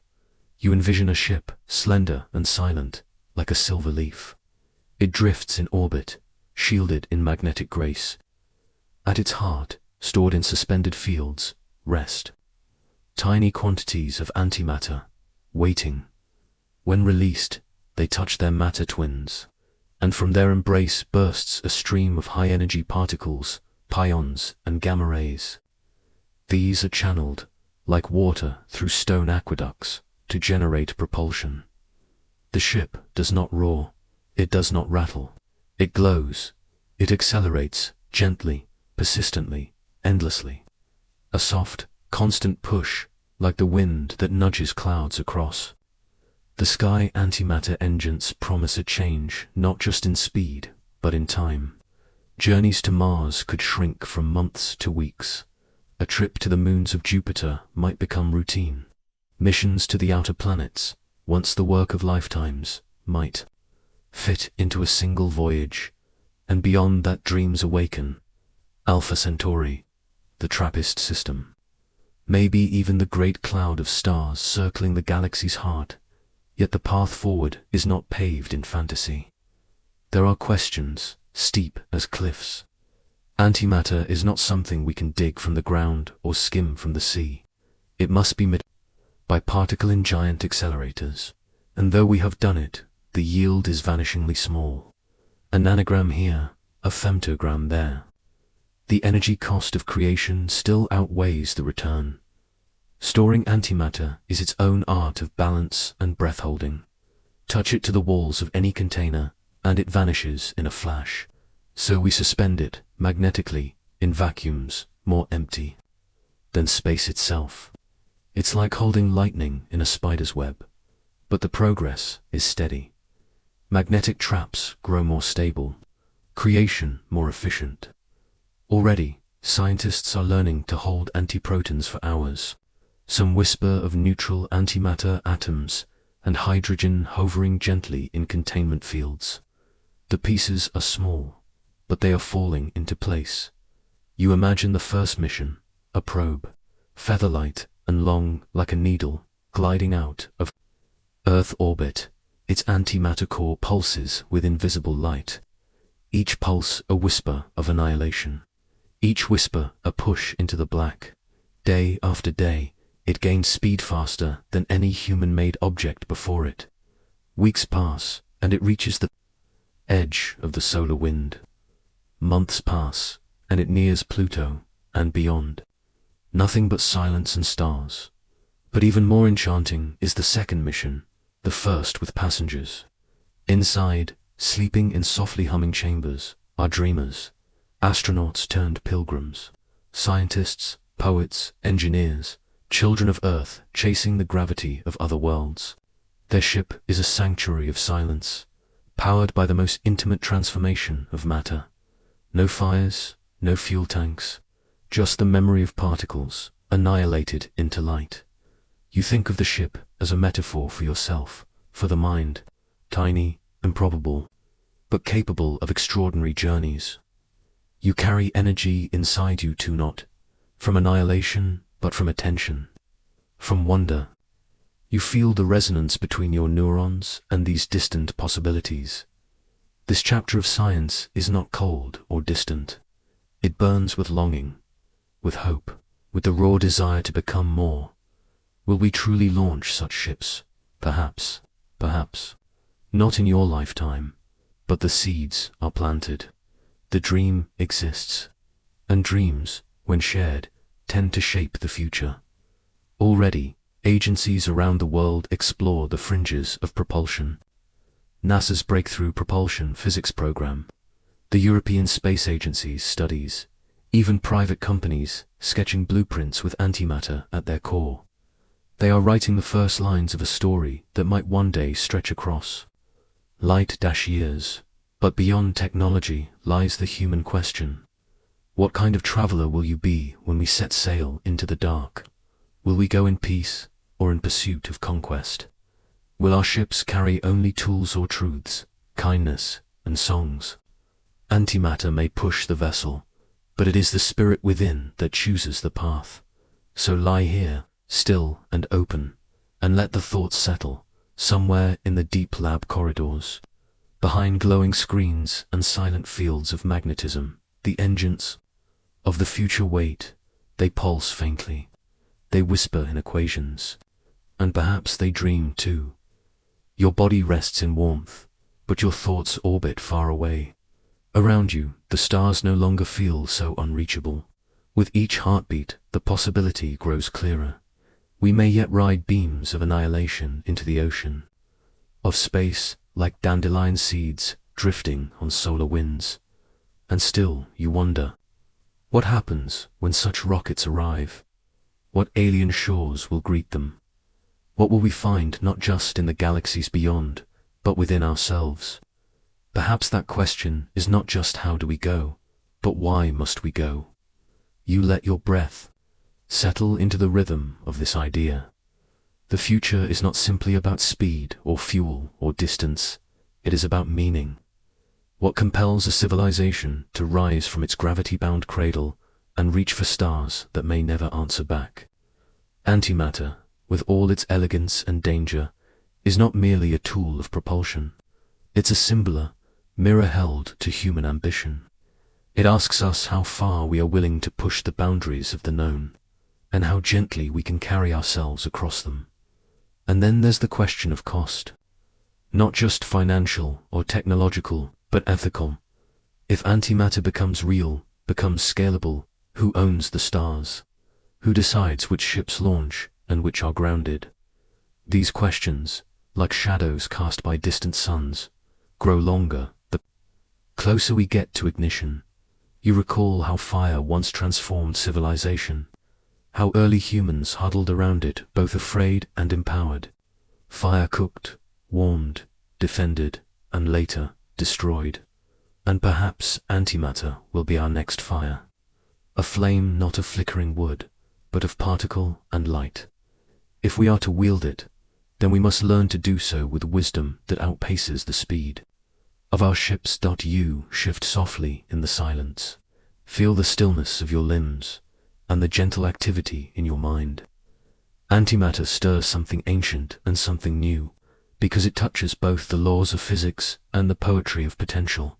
In some imagined future, you see schools aboard spacefaring vessels, children tracing the dance of electrons and antiprotons on glowing tablets. You hear soft music drifting through corridors not built on Earth. You see gardens under glass domes, plants grown in soil infused with minerals from asteroids, and above them all, the silent core, the antimatter engine, humming like a lullaby. Only the ship can hear. There is beauty in imagining this future, not as a fantasy, but as a horizon we might approach gently, deliberately, a place where exploration is paired with humility. You think now of interstellar travel not in leaps, but in layers. First the moon, then Mars, then outposts on Europa, Titan, Enceladus. Antimatter ships may become the ferryboats of that slow expansion. Each voyage bringing not just equipment and experiment, but stories, curiosity, culture. Even in darkness, humans carry light. But antimatter, for all its promise, comes with ghosts. You recall the challenges the massive accelerators needed to generate particles, the traps fragile as breath, the containment chambers that must never fail. One stray particle in the wrong place, and the reaction could shatter more than steel. Safety then becomes sacred. The engineers of this future must also be poets crafting not only engines, but harmony between risk and wonder. And so you imagine them, the quiet minds in quiet rooms. Physicists sketching magnetic loops with hands that tremble from coffee and awe. Computer models churning through simulations in the night. Students who stay after class just to ask, could we ride light itself? Maybe, one day, we will dot, and perhaps these rockets won't be large or loud. Perhaps they will be elegant. Perhaps they will be made not of steel, but of composite whispers, graphene carbon nanotubes, materials born from thought and pressure. The ships may glide rather than thrust. They may curve gently through gravity wells, surfing space-time like leaves on a windless pond. Antimatter propulsion might allow for more than travel. It might change how we think about time.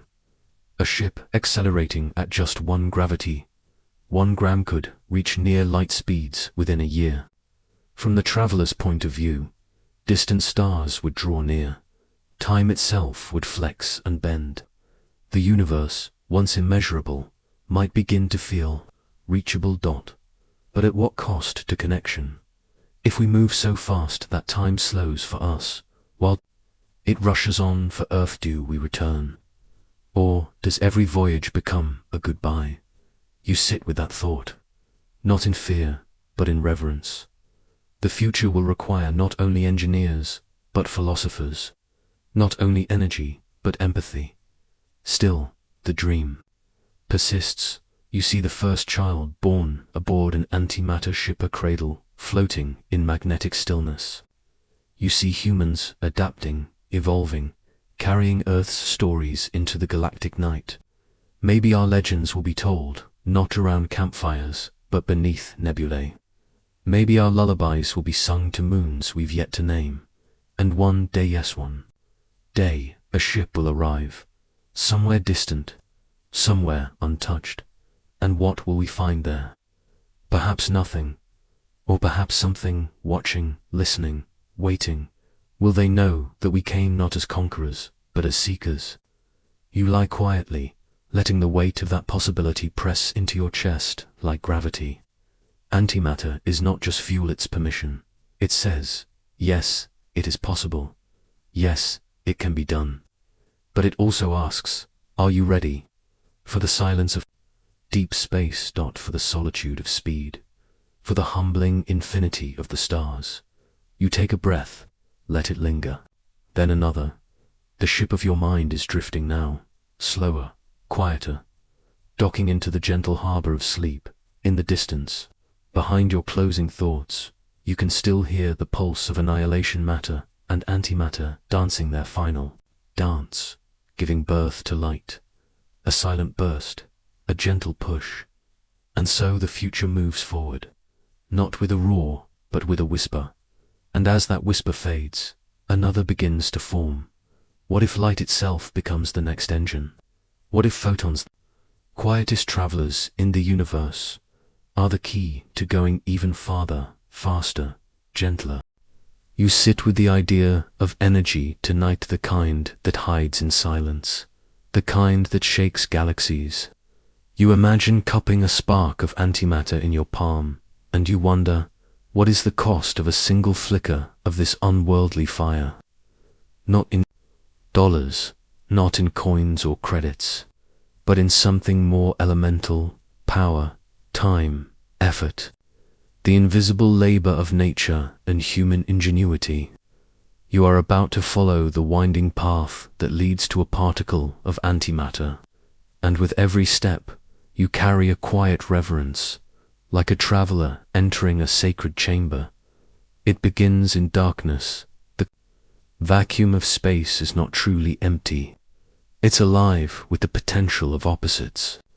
Matter and antimatter were born together in the young universe, in a dance as perfect as shadow and flame. Back then, the cosmos didn't need coaxing. It simply was. A cauldron of particles bubbling into being, vanishing in flashes of mutual destruction. But now, on this cooled earth, the world has forgotten how to make antimatter on its own. So, we must teach it. We must remind the universe how to sing that old song. You follow a corridor in your mind's age long, metallic tunnel that hums with restrained power. Welcome to a particle accelerator. Here, humans have built their own version of the early universe, piece by piece. Giant rings, buried underground, stretch for miles. They are the alchemical furnaces of modern science. Protons race through these loops like lightning chased in circles. They reach unimaginable speeds, just shy of light. Their mass grows, their time slows. And when two of them collide, head-on, they fracture into a storm of smaller bits. Amid that radiant chaos, a miracle sometimes happens. An antiproton is born. Just one, and then another. like rare gems caught in a spray of shattered glass. But to make those few antipodes, entire rivers of electricity have been poured into the machine. The cost is staggering, not metaphorically, but literally. To create just 1 gram of antimatter would take about 25 million billion kilowatt-hours of energy. That's enough to power the entire world for nearly a year. You feel a pause of breath.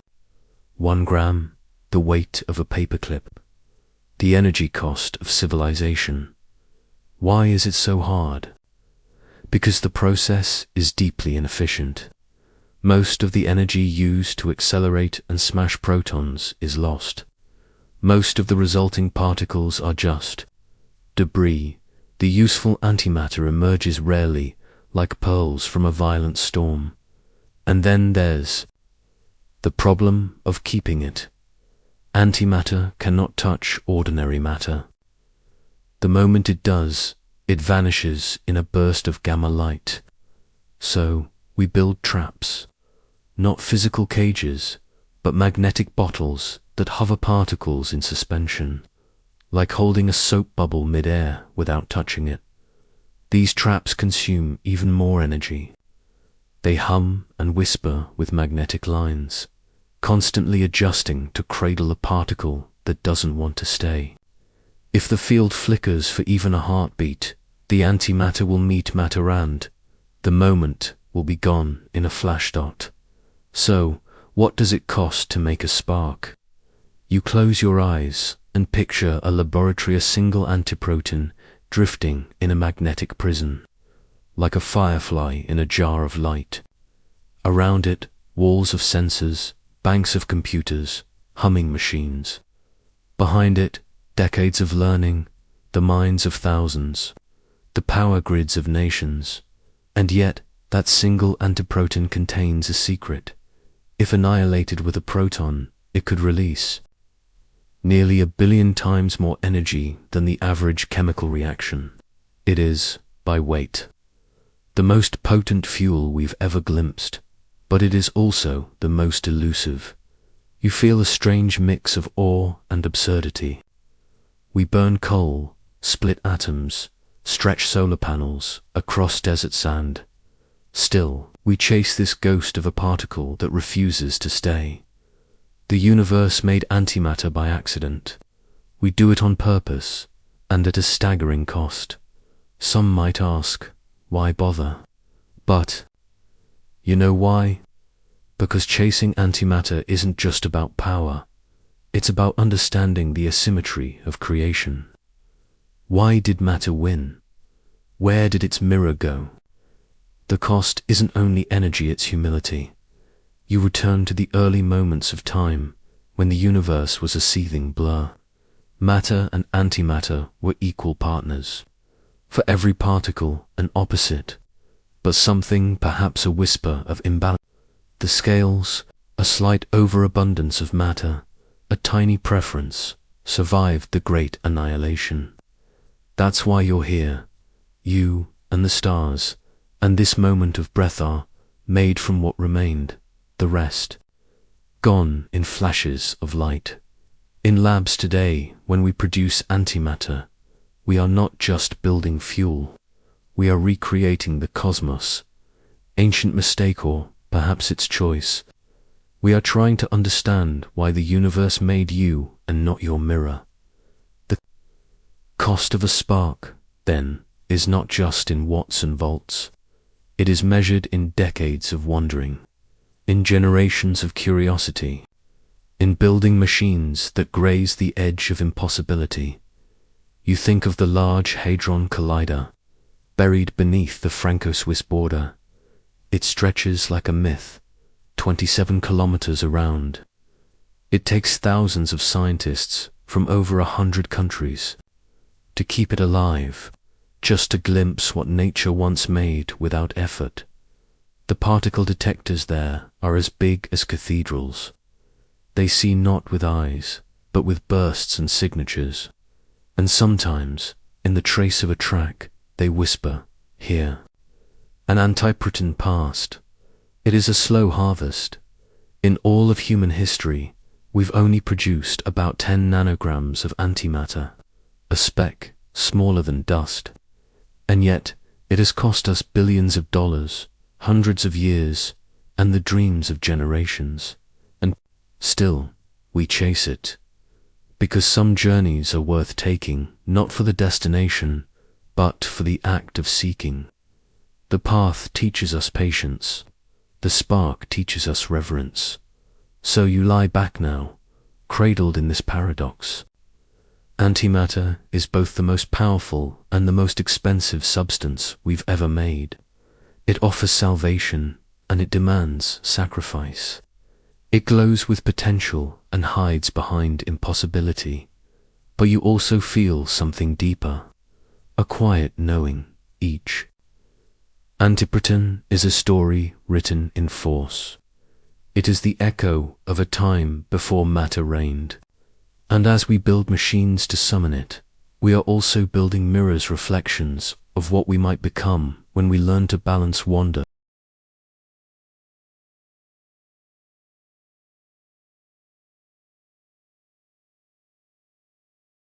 with restraint. You breathe in, you imagine your own thoughts as particles racing, colliding, creating sparks of understanding.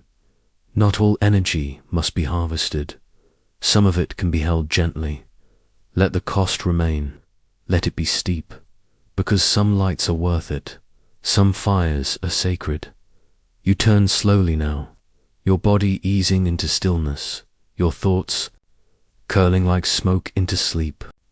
The universe paid a great price for symmetry and then chose to break it. Perhaps the next question is not how much antimatter costs, but what we're willing to spend it on. And softly, without urgency, a new thought begins to shimmer. What if this fire could heal instead of destroy? You sit with that final thought, letting it settle into the silence. Could this fire heal instead of harm? It feels strange, almost contradictory.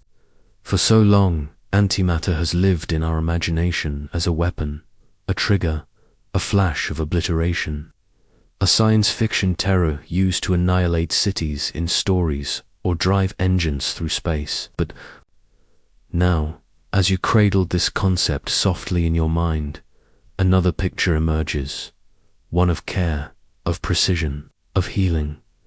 What if the spark we summon at such high cost is not a tool for war, but for life? Even today, we're learning to use antimatter, just a whisper of it, to peer inside the body. In hospitals, there's a technology called PET scanning, positron emission tomography. It uses tiny amounts of antimatter not to harm, but to illuminate. A positron, the antimatter twin of the electron, is released inside the body. It doesn't live long. It finds its matter counterpart almost instantly, and when they meet, they annihilate. But that flash the light released is captured. It becomes an image, a picture of what's happening deep within your living cells. A way to detect disease, track healing, or map the workings of your brain. In that sense, antimatter is already a kind of medicine. Not in the traditional way, but as a guide, a spotlight that reveals the hidden. You imagine the path forward. One day, could we direct this force with even greater care? Use it to target and destroy a single cancerous cell, leaving healthy ones untouched? Could a cloud of antimatter atoms, carefully trapped and guided, become a scalpel of pure light? This thought carries weight, not just of hope, but of responsibility, because every drop of antimatter costs so much to create, and every gram demands energy, time, coordination. It is not something to waste. It is sacred science. You picture the future as a kind of balance. Not only can we summon fire, but we must choose when and how to use it. The story of fire itself is a reflection. Once fire was feared. It destroyed forests, devoured homes, seared flesh. But slowly, humanity learned to tame it, to cook, to warm, to forge. Fire became a tool of life. Could antimatter follow the same arc? Could this annihilating light become a new kind of fire that heals? You picture the laboratory of tomorrow's smaller than today's underground accelerators, quieter than the roaring rings of modern machines, a room filled with light and intention, where just a few atoms of antimatter are made, held, and delivered, with the delicacy of breath, no longer for proof of concept, no longer for theory, but for care, for medicine. You pause here, breathing in the enormity of it. We are not there yet. We are still in the age of cost, of building the tools, of understanding the limits. But just as electricity was once a mystery, and now dances at your fingertips, so too might antimatter someday become a quiet servant of life. And with that possibility comes another question, one that you let unfold like a lotus in your chest. What else could we do if we were willing to pay the cost? Because the cost of a spark is not just energy or money. It is patience, precision, imagination, a willingness to look beyond fear and see the potential that rests in opposites, to turn destruction into illumination, to turn mystery into medicine, to turn the most dangerous substance we know into something that could help a single, breathing life. Take one more breath. It's not a dream of conquest, not even of power. It's a dream of care, and care, you realize, might be the most powerful force of all. So, as the chapter closes, you lie back and imagine the next step, the place where fire becomes light, where energy becomes healing, where science, once again, surprises you not by how much it can destroy, but how gently it can touch the fragile world. Let the cost be great, let it slow us down, because maybe, in slowing, we find what truly matters. What if this fire could heal instead of destroy, a medicine of annihilation, a cure made from stars? Could it be? Time flows like a quiet stream, rippling softly through the fabric of space. Most things in the universe obey its rhythm. Suns rise, cells divide, and even particles, fleeting as they are, move to its measured beat. But you find yourself wondering, tonight can something so delicate, so wild, be stilled? Antimatter is a flame that extinguishes the moment it touches air. It's not stubborn or unruly, it's simply vulnerable. The tiniest contact with matter, and it vanishes in a flash of energy. And yet, inside high-ceilinged laboratories and machines that hum like the breath of a sleeping earth, scientists have asked a daring question. What if we could trap time itself just long enough to keep antimatter from slipping away? You step into one such lab now. It's quiet, not with silence, but with the hush of immense precision. Wires, snake-like vines, coils loop in impossible geometries. Everything here is devoted to the delicate art of stillness.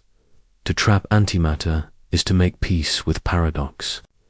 You must hold without touching. You must stop without freezing.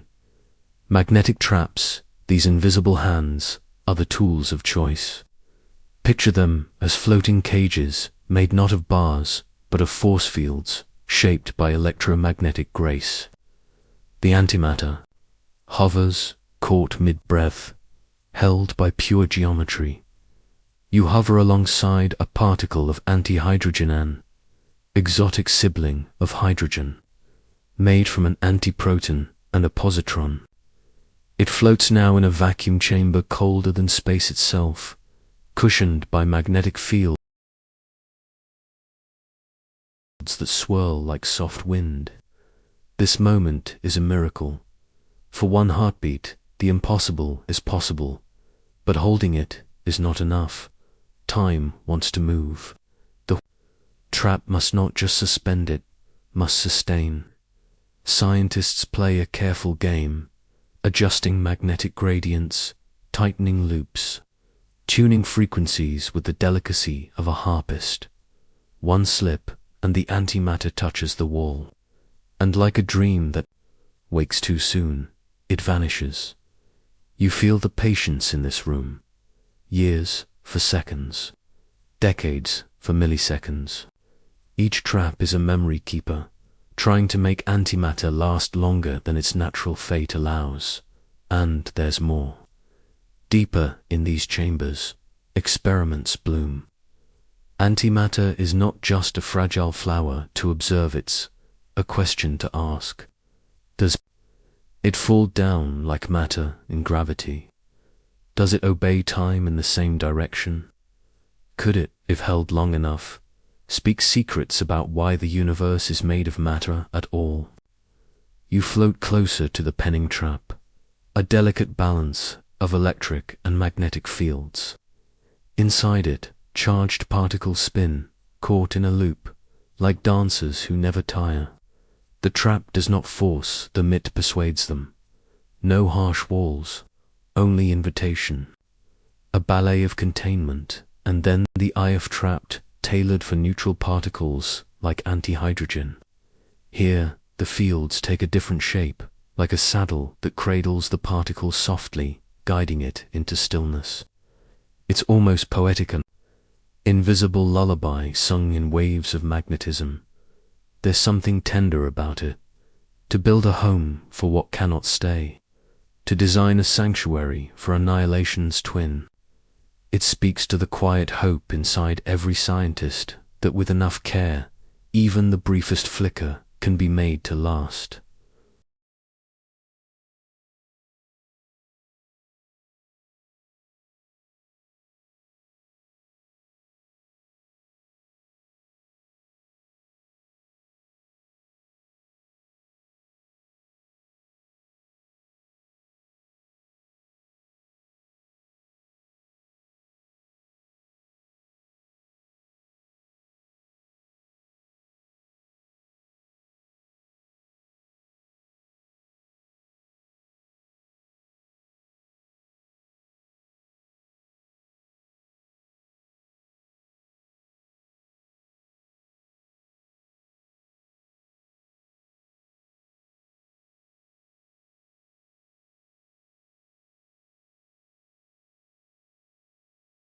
You imagine being one of those particles.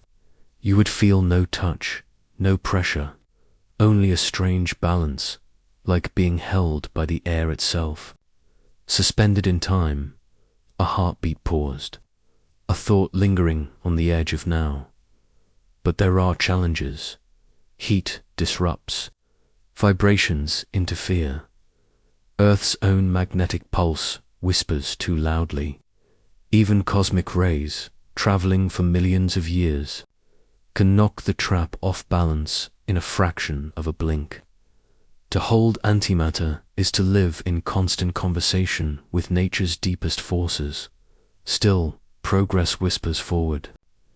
In 2010, physicists at CERN held antihydrogen for 172 milliseconds, then longer, then nearly 1,000 seconds. Traps improved. Patience deepened.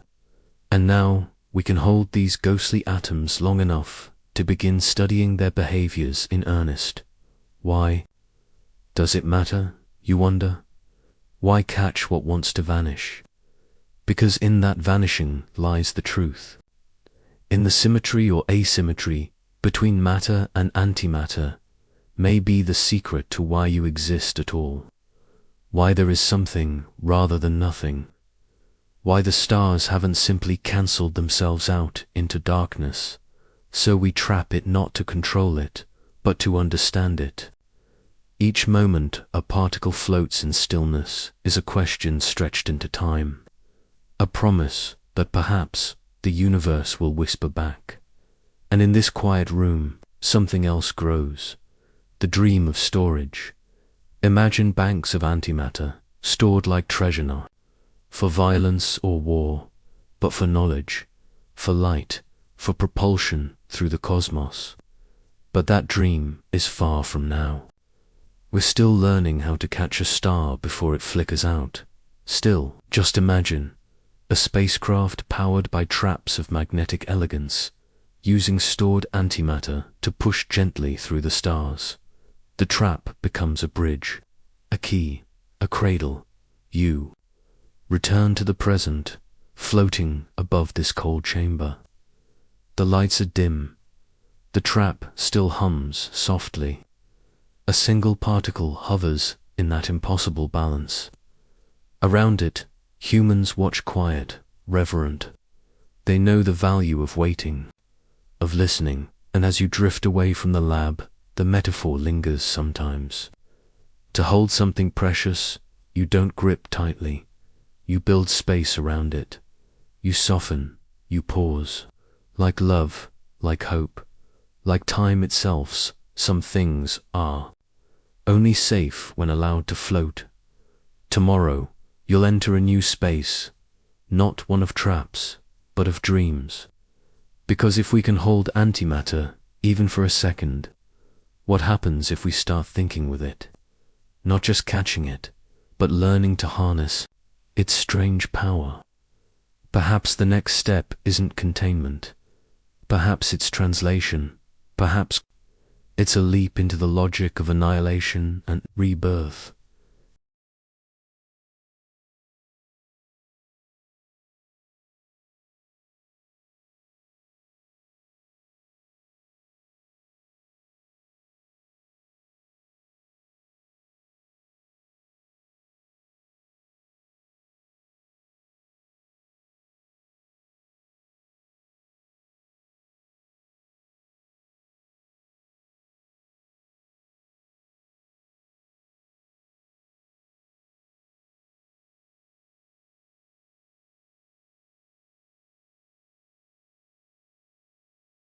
You close your eyes and drift deeper into that thought. What would it mean to store annihilation not in fear, but in readiness? To cradle energy not as a threat, but as potential. This is where dreams turn to engineering, and traps become more than just scientific instruments. They become vessels of imagination. Could we one day hold enough antimatter, long enough, safely enough, to create something more than fleeting sparks? The challenge is immense. Antimatter isn't just elusive, it's explosive. 1 gram of it, if it touched a gram of matter, would release energy equivalent to an atomic bomb. That's not a poetic metaphor. That's physics. Real, raw, unforgiving. But energy, like time, is not evil. It is simply honest. It does what it does, with no apology. And so the question becomes, we become worthy custodians of such power. You picture a containment field aboard a spacecraft, a magnetic bottle, shaped like an invisible womb, gently holding micrograms of antimatter. Around it, layers of shielding and precision. Engineers monitoring fields, sensors whispering alerts. Cooling systems breathing with patient sighs. The particle inside floats like a candle in still air. We are far from that now, but not impossibly far. CERN's Alpha and GBAR experiments are already attempting the next great leap, to not only hold antimatter but cool it down to almost absolute zero. Because the slower a particle moves, the easier it is to observe, to manipulate, to trust. In this frozen state, time almost stretches. The dance slows. The particle, usually a blur, becomes something we can almost see. This chilling is no ordinary feat. It's not like ice in a freezer. It's a song of lasers and magnetic fields, all carefully tuned to lull the particle into sleep. Not sleep as in death, but sleep as in deep, still, focused potential. A calm before understanding, and it's not just about holding one or two particles anymore. The dream is growing. What if we could trap clouds of antimatter? Not just isolated atoms, but clusters, gently humming together in synchronized suspension. Like fireflies caught in amber, still alive, still glowing. You float alongside this thought, weightless. The lab fades into stars, and now you're aboard a hypothetical spacecraft, future traveler's vessel. Its heart is quiet but strong. A containment system no larger than a suitcase houses the antimatter. It's wrapped in magnetic shielding, suspended in near-perfect vacuum, cooled by liquid helium, fed by computational intelligence that adjusts its position thousands of times per second. It's like holding lightning in a whisper, and the purpose? Not destruction, but motion. A propulsion system that uses matter-antimatter annihilation to push the spacecraft forward. Controlled bursts. Elegant reactions. A conversion of energy so efficient that Einstein himself would smile. Every second, a tiny pulse of matter meets its twin. They vanish, but in doing so, they give birth to photons. These photons, directed backward, push the ship forward, faster and faster, not with fire, not with fuel tanks, but with the gentle hum of ultimate efficiency. A spaceship moving not just through space, but through dreams carried by precision and daring. But even here, even in imagination, the trap remains vital. Without it, the antimatter cannot be held. The dream collapses into danger. So the trap, though silent and unseen, is the true engine of progress. A protector, a priest. You return now to the lab, where this all begins, back to Earth, back to where tiny experiments are still measured in microseconds and nanograms. A single ant floating in a magnetic bottle. A technician watching a monitor. A physicist scribbling notes. It looks quiet, ordinary, but it is, perhaps, the most extraordinary thing happening on Earth today, because every second we can hold antimatter is a step toward understanding why it exists, why it disappeared from the early universe, why it didn't win, or perhaps why it still lingers in the margins, waiting for us to find it again. Some believe there are whole galaxies made of antimatter, far beyond our reach. That somewhere matter and antimatter coexist in balance, kept apart by cosmic boundaries we don't yet understand. If so, what we hold in our traps is not strange, familiar, a cousin from across the void. And even if that isn't true, the act of trapping it here, of learning its secrets, is a kind of cosmic memory, a reaching backward in time, to when the universe was young, balanced, and trembling with symmetry. You begin to feel it now, not just the scientific quest, but the emotional core beneath it.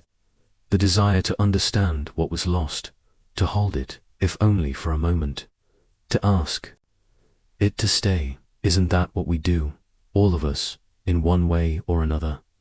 We build traps of memory, of art, of science, trying to catch the moments that slipped too quickly past, to hold the beautiful, the fleeting, the fragile, not forever, just long enough to understand, and the antimatter held there in magnetic silence.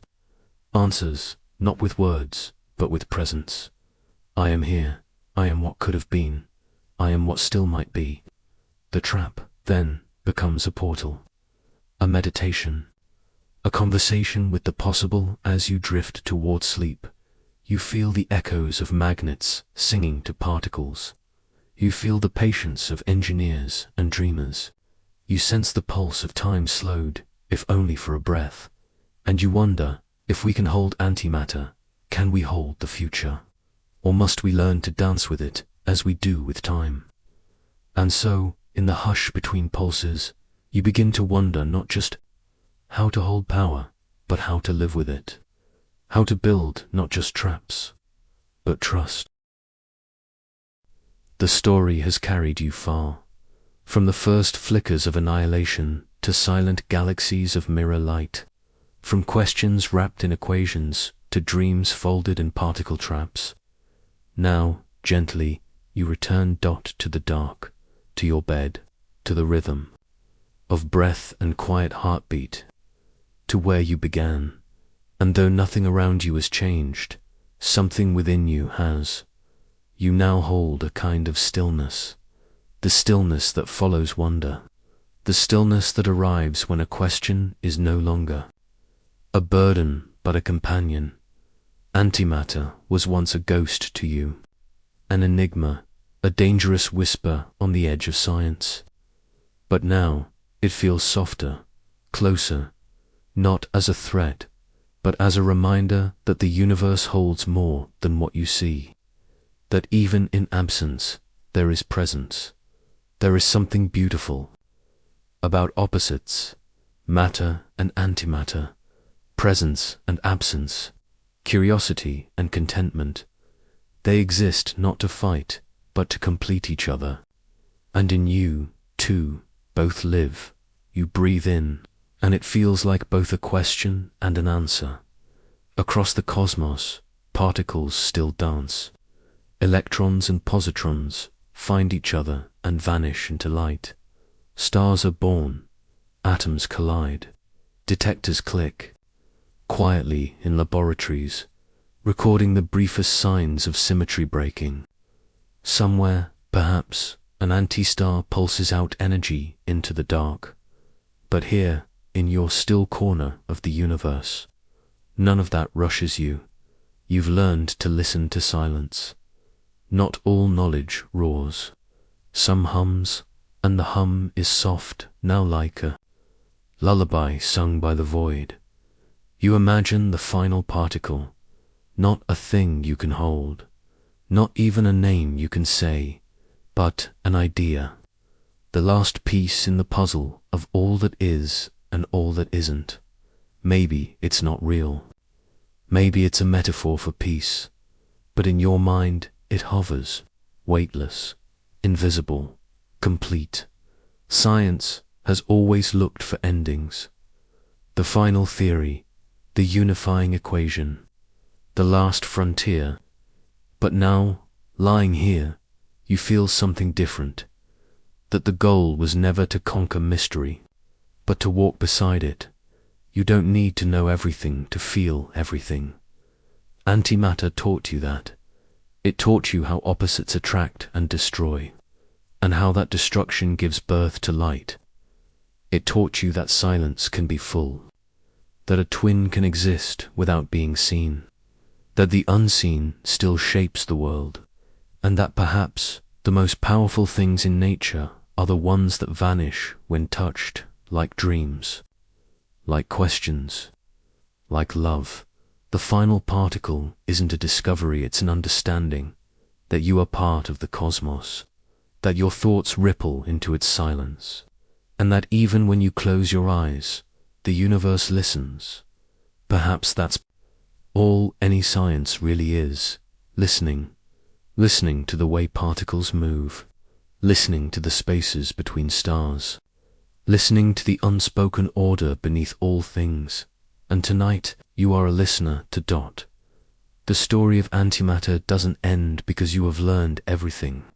It ends because you are no longer afraid of what you don't know. It ends in trust, in surrender, in sleep. You close your eyes now, and the world falls quiet. Not empty, just quiet. You picture one last image, a particle and its twin, drifting close in some distant vacuum, recognizing each other not with fear, but with knowing. And then, as always, they meet. They vanish. They become light.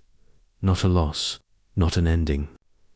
Just transformation, so you rest now. Light in your mind, the echo of matter in your bones. The universe continues, unfolding, collapsing, expanding, reflecting.